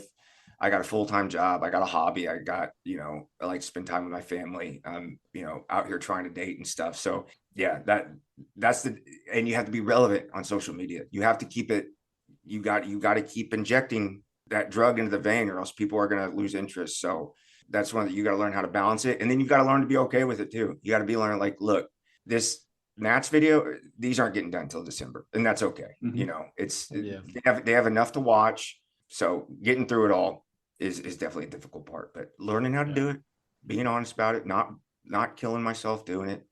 But make sure I'm serving the people who I'm approaching. Because if I say I'm going to come film your show or interview or whatever, and then it's like 6 months later, it's like, hey, didn't you do that thing you said you were going to do? And it's like, yeah, that's not great. So try to learn all that stuff. That's the tough part is, you know, once you capture the content, getting it out fast. And, you know, fortunately, posting photos on Facebook is pretty easy. It takes time in the moment, but posting's pretty straightforward. Yeah. Podcasts, you know, what's nice is we just talk and drop, but videos are another beast. And Talking about shows, going to non-affiliated shows, there's a couple I'd love to shout out. Obviously, Scott's in June is a great one, but Yep. Model Mania in February up in Seattle, what Jim Bates does and the whole team up there, Right. and all those great folks in the Seattle region for scale modeling, they put on that show at the Museum of Flight. And dude, it's display only. There's no vendors. It is a break from the traditional norms. And this notion that you need to have vendors at a show is completely unfounded. Yeah, I need to Yeah. spend more money. That's a great idea. I know. Like vendors are great, don't get me wrong. Yeah. But the notion that they are a must is a little bit unfounded, especially when you Yeah. have a winning combination of show format and venue. Model Mania nails it. And Yeah. Jim and the team up there, I keep mentioning Jim's name, but he'd be like, "Don't just mention me. There's a ton of people," and that's Yeah. true. There is. And it's all those members of his club, the neighboring clubs, and the individuals that bring models to that show just truly make it fantastic. And Yeah. it kind of exemplifies what you're looking for around getting to know the people, because there's no judging. Yep. There's no vendor. The only distraction is the SR-71 you're putting your model under, Yeah. or I should say, it's the M model. But man, it's just a great show. And in terms of other shows, it's IPMS affiliated, but it's still unique as Heritage Con in Canada, and you can Yeah. even drive to it. I mean, that's Oh, yeah. nice. It's an eight Um, or 9 hour drive for me, maybe. It's Yeah. the best show, the best one-day show in the world, no question. When is hands that down. show? It is I want to say the 23rd or 24th of March this year. Okay. I'm trying to go. I'm probably gonna buy my ticket today. I can fly into Buffalo and then drive over and then take a super early flight out Monday morning to get back in Denver in time Okay. for work. But it is an amazing show. I haven't gone since I moved away from Dayton, Ohio, Yeah. or Pittsburgh for that matter. But it is. We're talking 10,000 people through the door on a Yeah. one-day show. It's Yeah. crazy, and all the That's- models they have, and all the vendors, and the special guests. Like Alan and the team up there, they do a bloody fantastic job, and I'm just thrilled that they have such success, because it's well deserved. But again, going and capturing those things and sharing it with the community, that's the important thing. It Yeah. puts eyes on, and it gives that person like, hey, I live 6 hours away, screw it, I'm gonna go do it. And Right. I want more people doing that, where it's like, hey, just go check it out, because once you check it out once, it's like that drug, you're not gonna give it Oh, up. yeah. And it's awesome. You should definitely check it out. I'll try. One of my plans is, like I said, when I do build series, I want to do actually a series of vlogs. So like, a couple parts, 15, 20 minutes long. But my plan is for shows is at least try to do a show a quarter. And there's enough in driving range. We talked about Chicago, Cincinnati, Columbus, the Louisville show. I believe that's a 2-day show. Yes. I plan on, my dad's lives in Mississippi. We went to, and it's around his birthday, so we went to go to the Huntsville show in August. I know it's a small show, but go down there and then you see all the NASA stuff. So there's plenty of shows in driving distance. So like my big flying show is PAXCon this year, but yeah, Seattle, Heritage Con. Like I said, if I can do something, and again, one, nobody's gonna top Brandon, so don't try. But Brandon was way too kind. I pitched him in at Nationals, and he was standing, and Rob Booth was there and stuff, and all those Texas guys. And Rob's like, well, Model Fiesta is January 4th. He goes, what if you came down and then you could stick around and go do his show? It's like, dude, I can't stay in Texas for a month. Like if I was a journeyman welder, like if I had a welding truck and I could come like grab a job for like 2.5 weeks, it's like great. But like, I gotta pay the bills, man. Yeah, it's like, are you putting me up? Like, so I don't expect anybody to do that. That's why I need to kick off a Patreon or something, some sort of generation. Like I said, a lot of these are driving distance and maybe a hotel. So, and I don't need to buy anything, Austin. You don't need to buy anything. Yeah, and what helps? Tools maybe, but really, I don't. I really don't. Like I said, and I'm very serious about calling my herd for Help Hill Vets. And I at literally New Year's Day, I got up and I reorganized my model room, and I finally unpacked everything. I still had stuff in totes from when I moved here. And I went through and I said, okay, what do I absolutely want to get done this year? There's some shelf queens that just need it, and they're like Tamiya kits, and like they're Tamiya armor. I overthink weathering and stuff. And it's like, you need to slap some paint on this and get on it because you Yeah. can make it look good, blah, blah, blah. So trying to manage that expectation, I don't need to buy another thing. So yeah, if there's some way down the road, I'm not looking for it, this week, but like, yeah, if I can generate some sort of income to get me somewhere and back, I would be happy with that. If I wasn't, if I could pay for gas and crash on somebody's couch, and break even. Like, again, I know we talked about like, oh, we can make a movie out of this, or Netflix will pick it up or whatever. I do not care. If the money comes, the money comes. I sincerely do not care. I know how to make money. I like my job. I like working. I want to get eyes on modelers. So that's my whole intention. So, and if I do make one, no, if you're going to give to me, that's what it's going to go towards. So think of it as investing in yourselves. You're not really investing in me. You're putting it in yourself. You're putting in your shows, your clubs, and the modelers. So that's my big business pitch there. And that's, I mean, that's kind of similar to what we do at the Posse. To be honest, none of the money that we make from Patreon goes to us. It doesn't fund our travel. It doesn't benefit us personally in any way, shape, or form. What's it do? It buys 500 coins to give out to people. It buys 300 poker chips. It buys the mailing of these poker chips. It buys special gifts for people that are, let's be honest, caught a little bad luck, and we want to support them. If we see a story online that touches us, we're gonna grab a kit and ship it to them. Mm-hmm. Or we see a modeler that's, one of the best modelers in the world, and we want to say, hey, we appreciate what you're doing for the community, and we'll send them, Achilles is a good example with Spud. So whatever we do, whatever we make in Patreon, it goes back to the community 100%. There is no personal gain. And, I'm very lucky for Denver, Colorado. I mean, we have the cheapest airfares on the planet, I feel. Yeah. And I get to these shows because that's because your airport was built by the Illuminati, John. And it's crazy because they're like, how can you fly everywhere? Well, it's like when tickets are between $200 to $300, I can go anywhere. And also what's helping with these expenses is like in the February show, I'm splitting an Airbnb with 4 people.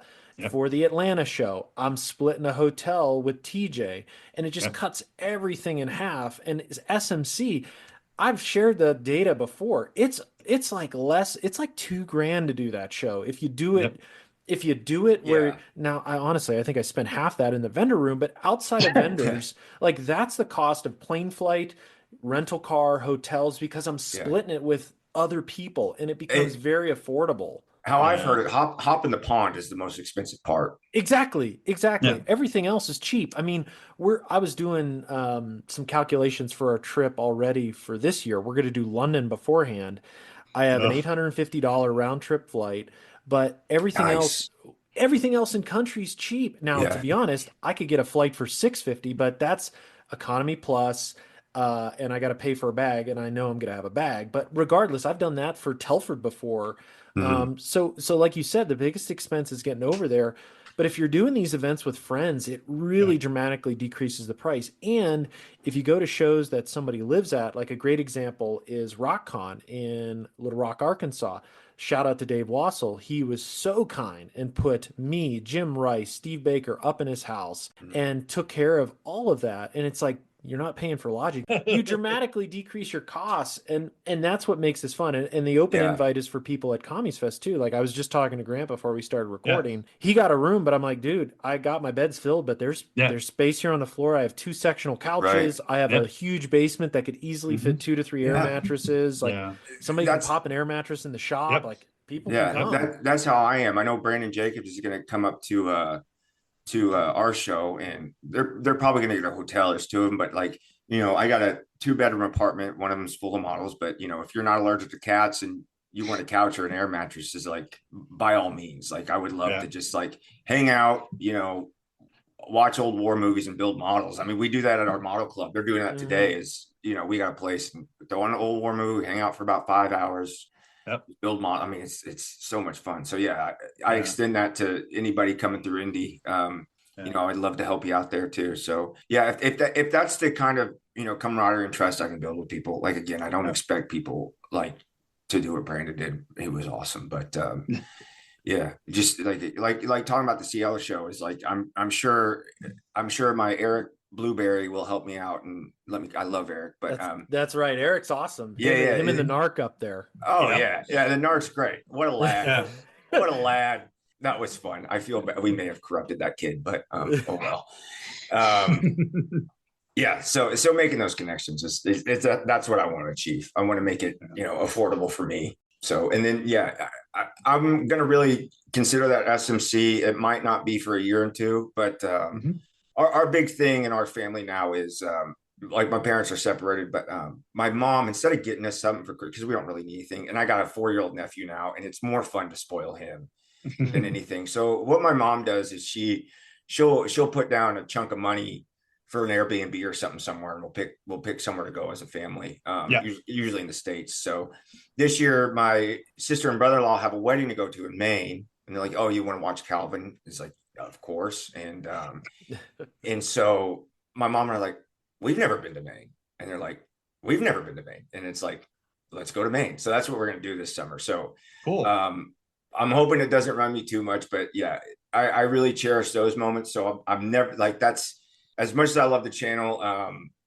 Those family trips are gonna always supersede the hobby by a long shot. So. And they should. I mean, that's an important thing too to talk about is, I've met individuals that, put the hobby before their family. And, dare I say, I'm probably guilty of that at some point. And, like you said, going back to your earlier points, you go through certain things in life and it puts things into perspective and kind of grounds you in where your priorities are.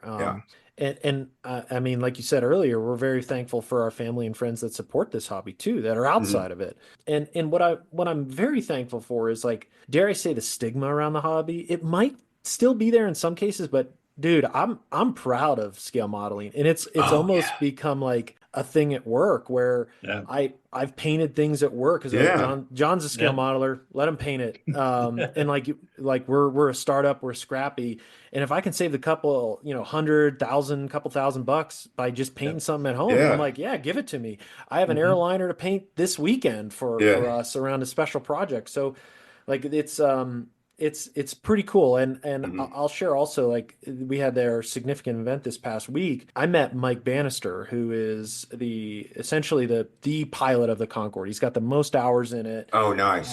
Super nice guy. And he has a train layout. And we talked at the bar celebrating, our accomplishment, and we're talking about scale models. We're talking about his train layout, where he has it at a flat down the road from his place. John, that's what I like about you, is like you can even include the nerds. Yeah. It's a shot at the train boys. No hard feelings, train boys. That point about what we were talking about, hobby stigma. Hobby stigma is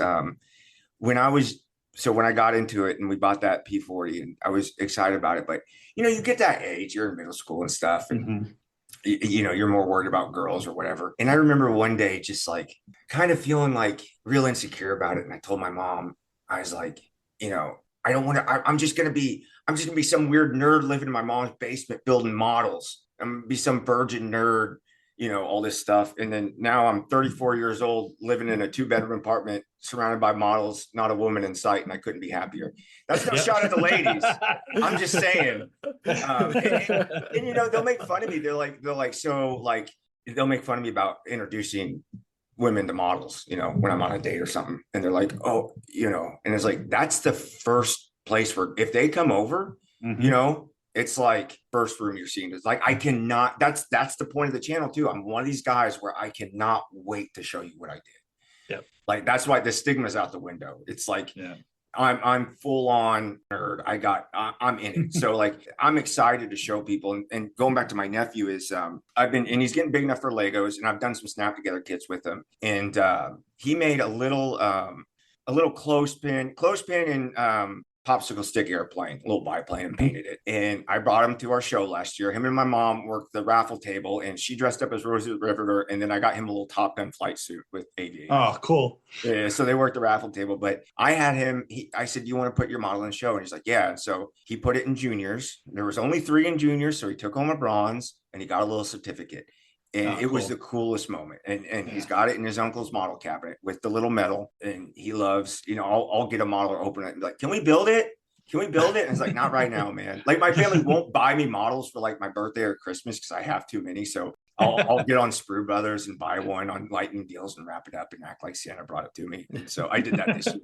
And I was like, oh, can we build it? And I was like, no, I don't have the stuff to build it right now, but like I've always kind of got my hooks into him. So yeah, that's the great thing about incorporating my family. And I will say, when I did one of my dreams when I did stand up was when being on the road.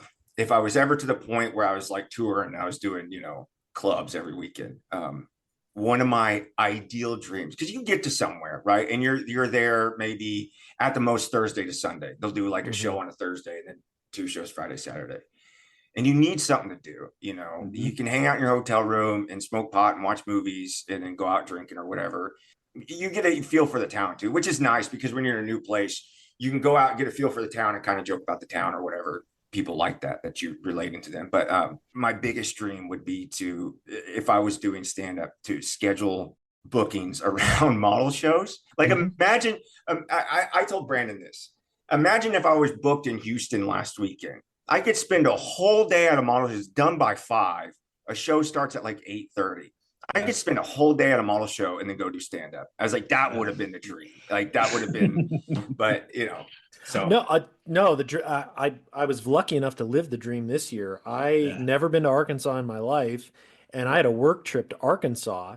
And then what do you know? The weekend before that work trip is RockCon in Little Rock, Arkansas. Yep. So it's like, man, this paired beautifully. I got, got the flight, got the car, did the show, and then drove up out of went to Bentonville from Little Rock and did the show for work the whole week in Bentonville, which was great. And those fortuitous moments are great. I'm actually disappointed. When I went to England this summer for work, I missed one of the shows out there. I didn't really know what was going on until afterwards. But no, man, that's the dream is doing these shows and bracketing them with something that actually pays. But going back to what you said about women in the hobby, funny stories, 2 of them with my wife. When we first started dating, she actually went to a model show in Cleveland when we were in grad school because we were in Pittsburgh, and she was being a good person. And like she told her friends, like, oh yeah, I went to a model show with my boyfriend. So they thought I was like super hot or something because I was a model in the show.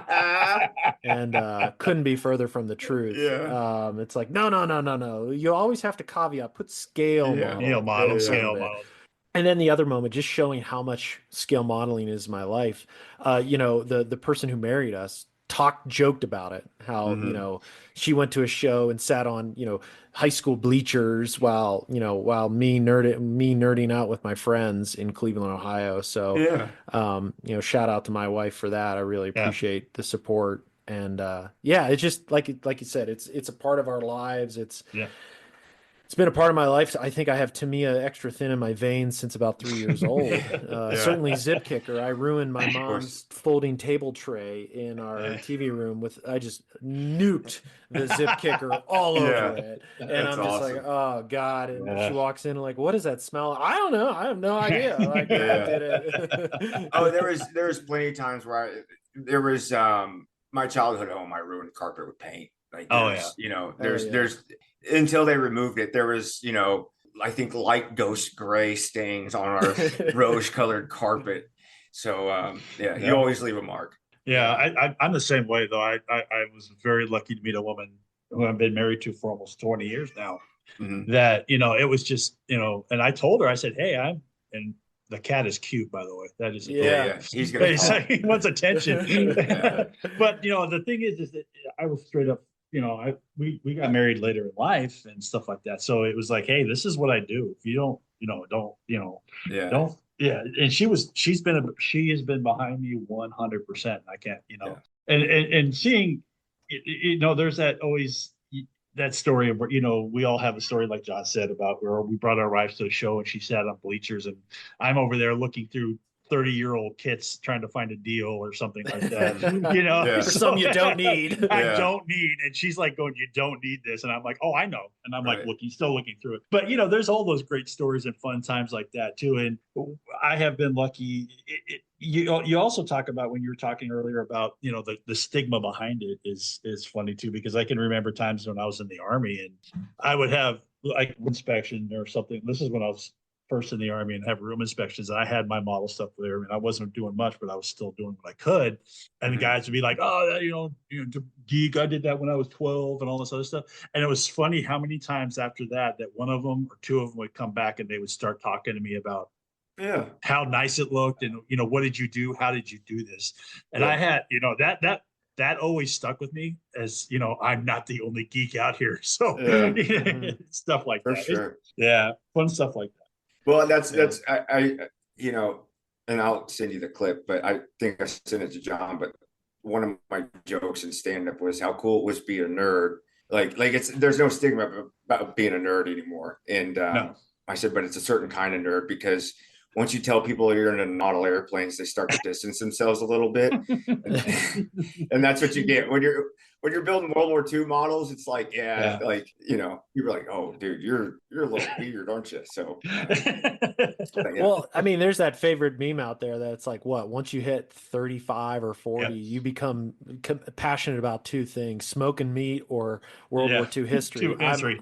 I'm lucky to have discovered that before I was legally allowed to buy Yeah. cigarettes. So, Yeah, of you know. course, of course. But Yeah, Austin, this has been a fantastic time. We're going on 2 hours. I Yeah. can't Yeah. believe we talked this much. It's been so good to get to know you, Wow. learn we about. didn't even more talk about your- Winter Blitz. I know that's I the know. thing. I mean, let's talk about it. That'll be our last topic. Okay. But don't rush through it. Like you said, Yeah. Brandon and his crew did a fantastic job. Please talk about the show, what you loved about Yep. it, and we're going next year, so I can't wait. Yeah, please do. The venue they have is the Museum of the American GI. I know he's plugged all this. It's phenomenal. And I believe all the tanks they have there are functional, most all of them. Wow. And there's a guy who does cosplay General Patton. He comes up and talks at the end. Up top, you'll see, I recorded all this too. So I'll try to make a good, entertaining video. But up top, they have all these authentic uniforms from like World War II, I think all the way through modern. It's a fantastic venue. Really good time. They do 1, 2, 3 judging, which is fine. I took this year is the first year they did flying things. Vietnam, they did helicopters. So I took a special hobby 1/72 scale Cobra, got a bronze with it. Was really stoked on that. Yeah, just a fun crew. Because the guys from like Rob Booth and Chris McLean showed up. All those guys show up. Just a good time. Went out, got Mexican and margaritas afterwards. Amazing venue. If you get the chance to go. It's one of those like, even if you have to fly in, I mean, it's one of those venues that's like once in a lifetime. And in the museum, they've been doing it a couple of years, and the museum has really caught on to how beneficial it is. So they've been really helpful with building it up. And then there was just too much fun and too much footage. Yeah. So I'll get it all out there and I'll make it look entertaining enough. There's a nightmare scenario, and I don't know how much Brandon's gonna like me telling this story, but we got back to his place and we're all tired because we're up all day Friday setting up, and then we had to get up early Saturday, and I helped them all set up. We get back to his place, we're unloading his truck. I'm on one side getting all the stuff I bought, and he's on his side pulling his built models out. And he's got two tubs, took like 7 models, and you just hear this clatter, and it's late at night and it's raining. And we're like, and everybody stops. And he dropped all the models that he dropped. But he went out there and he found everything that popped off except a set of binoculars. So he's going to fix them. And he was like, you know what? I'm going to fix them all. It'll be great. There's one he retired because I know he's going to do the Kubel wagon for your Blitz. So there's one he retired. But yeah, it was one of those great moments. And then just a fun time, and seeing how a show is run. That's the other thing is appreciating what people put into it. And people are doing this in their free time. This nobody's paying them to do this. Nobody's sponsoring them to do it. Like, they get donations and stuff, but that shows the passion and the work people put into this. Is this is my free time, and they will spend a year putting it together, especially a show like that. Of course they have a good club that helps them out and stuff. So that's important. That's, again, one of the things I showcase is important about how much effort people put in, and I hope that comes across to them. So yeah, Winter Blitz is phenomenal. I'm sure Brandon talked a lot when you guys did it. So if you get a chance, go. Phenomenal museum. I think, I don't know if this is allowed to be said, but I think the museum is expanding, so there might be more. Yeah, he's talked about that. Yeah. Okay. Good. So more room, expanding, more stuff. So, and then they have a really cool raffle prize is they do living history. So they'll take they'll take the tanks out in the field, and it's like a mini Bovington, really. And they'll do like live reenactments and stuff. So one of the things you can enter there is a ride on a Sherman, I believe. Oh, wow. Sweet. So Yeah. when they do their living history and you win the thing, you get to go out and ride Cool. whatever tank they choose. I think That's this year was awesome. the Sherman. So Yeah. but the General Patton guy was so cool, and I didn't film him because my phone was dying, and then he was talking in front of a giant swastika, so I didn't know if YouTube was gonna, Yeah. that.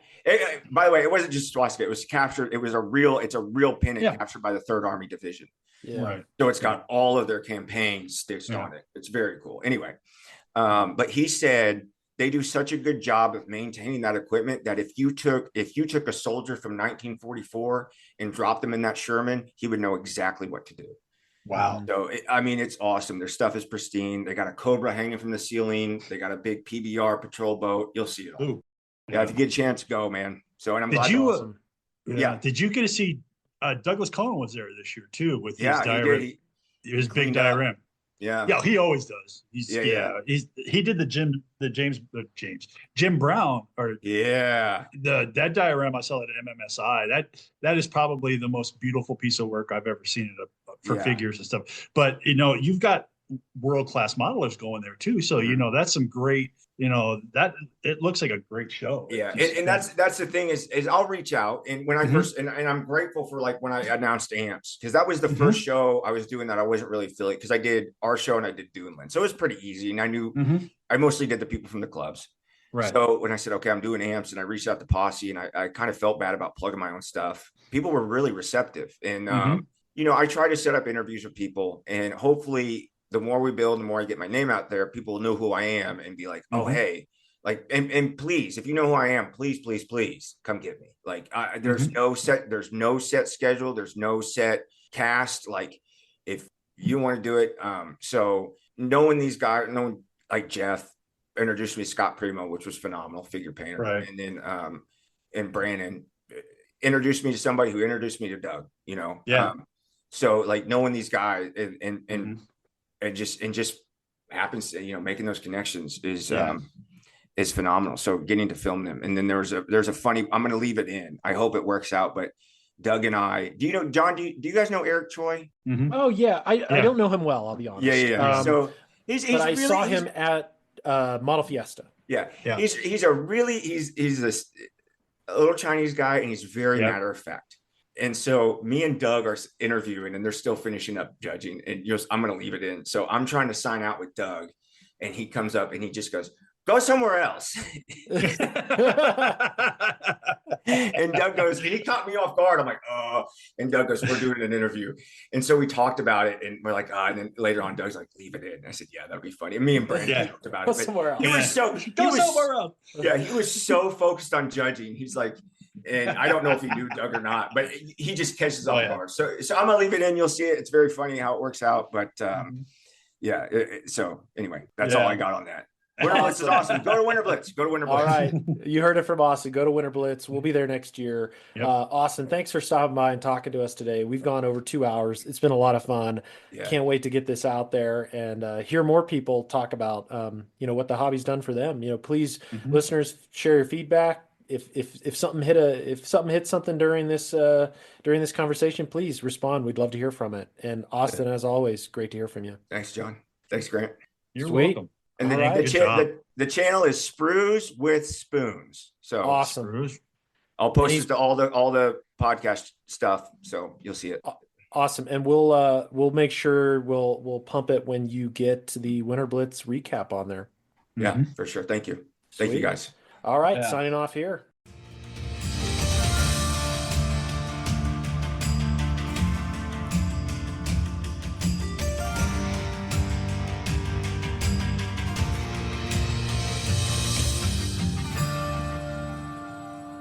Before we end the episode, I think one thing I'd love to talk about, as I look around my bench, we all have it. We have a lot of wounded soldiers, I guess you could say, or kits that we're about to start. But One of the things I think it'd be interesting is, a month from now. And I say a month because TJ and I won't be on the next episode. Jensen isn't on this one. And ideally, we can check in when all of us are here. But it's almost like, what's our goal for the next month? As I look at across the bench, I have a couple projects that are close. And it's almost, dare I say, a scorecard. And I hate scoring the hobby, but, I'm going to try to keep myself honest and disciplined. But as I look across the bench, in a month from now, I'd love to have painting a little Warhammer dude. So I'd love to have him done. I'd love to have my Falke painted, and I'd also love to have the Musaru at least in a primer stage. And I'm not going to tell people what I'm doing for the Musaru. We're going to keep it a secret. I guess that's what all the posh people do. So I'm gonna keep it a secret, and y'all are gonna find out. I'm gonna play this little game like people have played before. So, um, but I am building a sub for it, and I look forward to creating that scene and sharing it later. But I'm just thinking out loud again. Those three things: Musaruta primer, Warhammer 40K figure done, and then the Falke painted and mounted. Those are kind of like my three projects I'd love to get done. There's a bunch of other and I'll consider those bonus points. But as I look around, those are the ones I really, really want to make progress on and finish within the next, we'll say, 30 days. So the first episode when we record in March, we'll check back in. But Scott, what's on your mind? What when you look around the bench, what do you want to get done in 30 days? Well, we're going to Seattle as well, so try to rein things in. But first of all, I'm working on a build that I hope to take to SMC. Don't want to talk about it a ton, but there's a vehicle in it, and I'd like to make some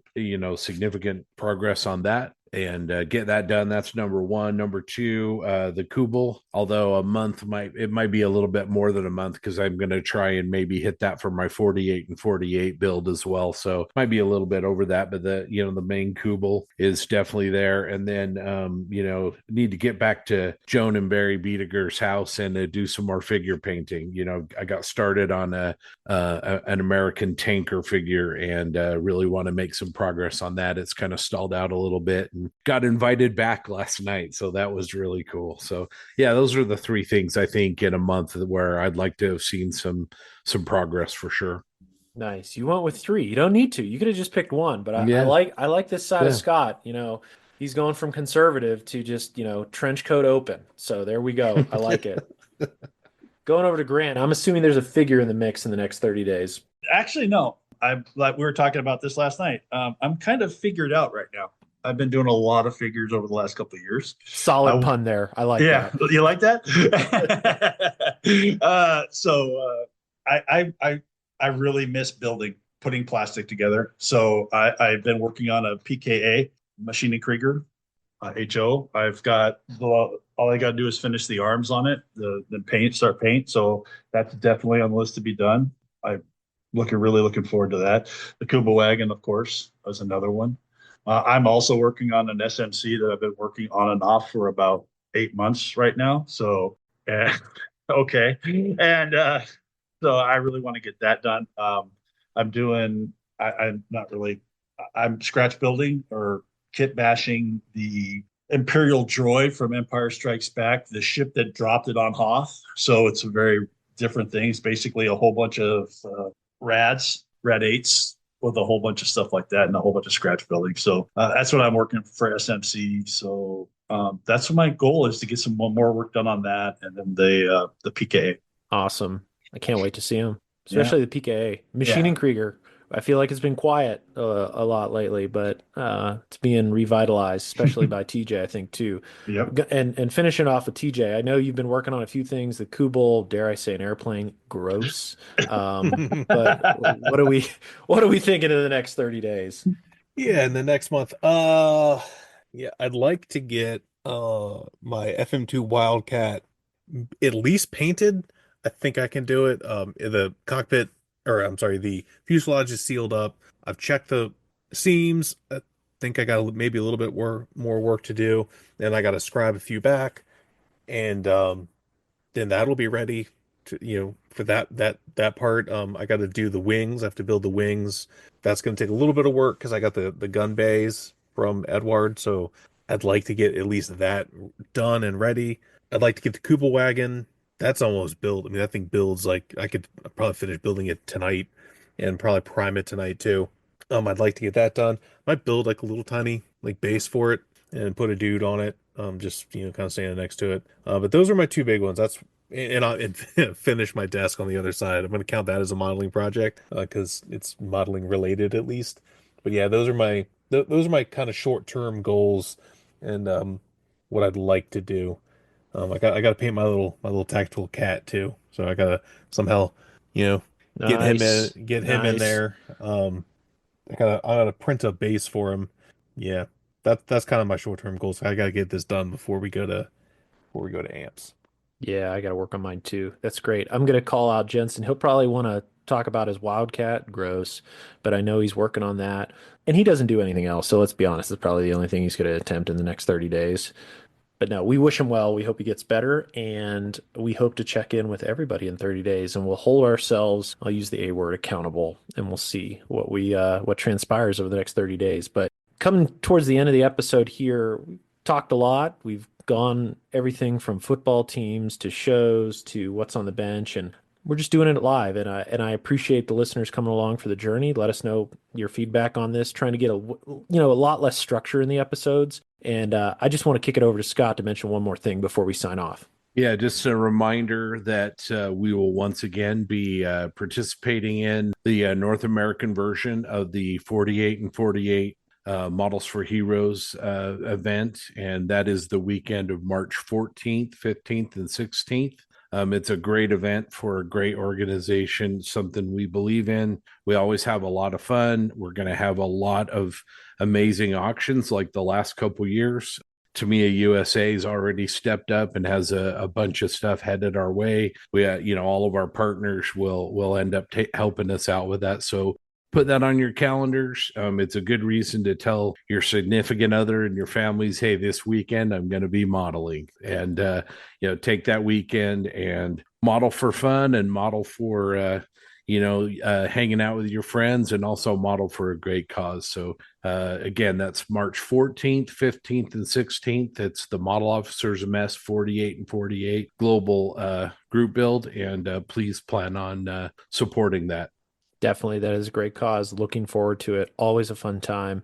And for our listeners, we hope to see you on February 15th or 16th at the Model Mania show up in Seattle, Washington. Really looking forward to that. That is a free show at the Museum of Flight. You do pay to get in, but if you bring a model to display, it is free. Setup is going to be early Saturday morning. Friday, they unfortunately can't get in. I believe there is an event in the main hall, but Saturday morning, super stoked to see everybody, and then we'll roll through Sunday. And then the following weekend, there on February 22nd and 23rd is the AMPS Atlanta and Figure Show in Atlanta. So what's really nice is on that Friday, as I mentioned during this episode, there's an open house at Fort Moore that is really got to thank David Hobbs. I think he's one of the main drivers behind that. And special thanks to him and Rob, the curator, for allowing us to see that exquisite collection and have an opportunity to see it in a really small kind of group setting. I mean, last year there was just 6 of us walking around. So really thankful for that. And then as we go into March, as Scott mentioned, we have the 48 and 48th. And then on the weekend of the 22nd and 23rd, IPMS Three Rivers, my old home club, is having their show on the 22nd. I hope to see a lot of you there. And then also Heritage Con on the 23rd in Hamilton, Ontario. So both of those events should be a lot of fun. And that covers kind of the next 60 days, at least the shows that we'll touch. And very excited to see, I think I'm going to see almost everybody on the screen here at one of them. And then we roll into April, which is Commies Fest. Grant will be out here. That is the first weekend in April. Scott will be here as well. Robbie, Jeremy Moore, and a few other folks. So very excited for that. But this kind of wraps our episode. Again, thanks for coming along on this journey. Definitely want to thank our sponsors, AK Interactive, Tamiya USA, Tankcraft, and Bases by Bill. With these 4 wonderful folks, it just enables what we do along with the Patreon supporters. And I definitely want to thank them above and beyond their contributions. Again, make this show happen, and can't thank you enough, and allow us to do community type events too, whether it's the group builds, giving awards away to people, or just simple gestures of kind of good faith in the hobby. We thank the Patreon supporters for that resource. So with that, I'm going to sign off. Thank you all for coming along on episode 110. Let us know what you think. You can easily give us feedback, whether it's email, group message, Facebook page message, or even through Apple Podcasts. So with that, thanks so much, and yeehaw!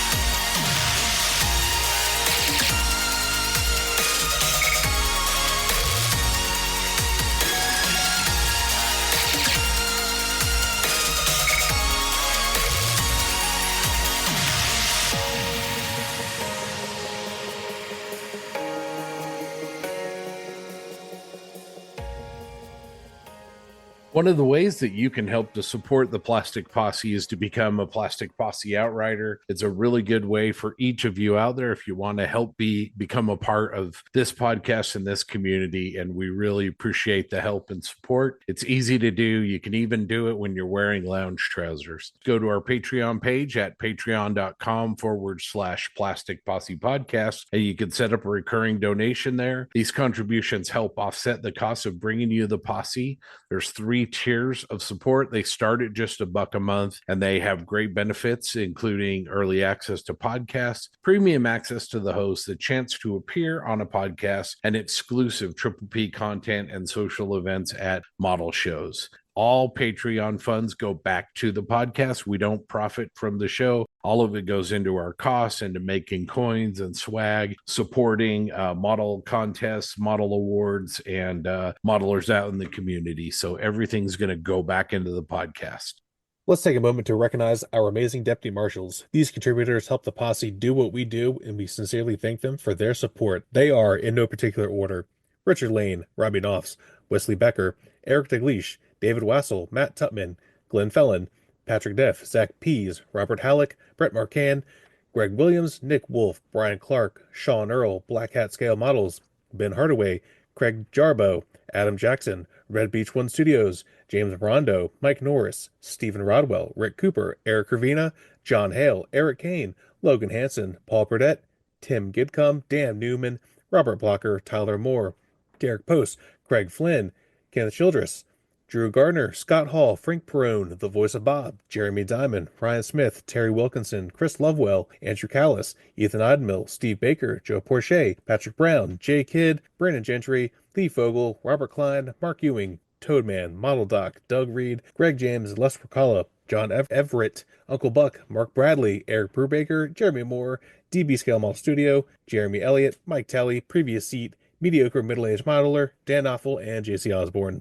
And let's not forget our posse foreman. This crew is made up of posse outriders who give the deputy marshals a hand, and we also thank them for their support. We'd like to call out Graham Davidson as our newest foreman. Welcome, by the way. Love Graham's work. Always been a fan. He's a fantastic Canadian modeler. He wrote some books in the early 2000s for Osprey, so I'm super stoked to see his name. I'd love to get him on here and chat. Been a long time admirer of his work, and you can see it on missinglinks.com, among other places. Yep. With that, I also want to thank David, Keith, Scale Modelcraft, Dwayne, AK Armor, Bill, JAK, Casey, Therese, Raphael, Russ, Stefan, Mickle, Lavar, Gil, Mike, Michael, Steve, Scott, Emery, The Krieger, Aussie Modeler, William, Jeff, Eddie, Ross, Warhoff Models, G. Baker, Tom Stuff, Crazy Loca, Len, Cliff, Damien, Cody, Nukeman Mike, love the guy, Ash, Irish Pat, Paul, Eyebones Models, Mr. Grizz, Jackson, Joel, Chris, Robert, Jamie, MD Models, Papa, Steve, Munsell,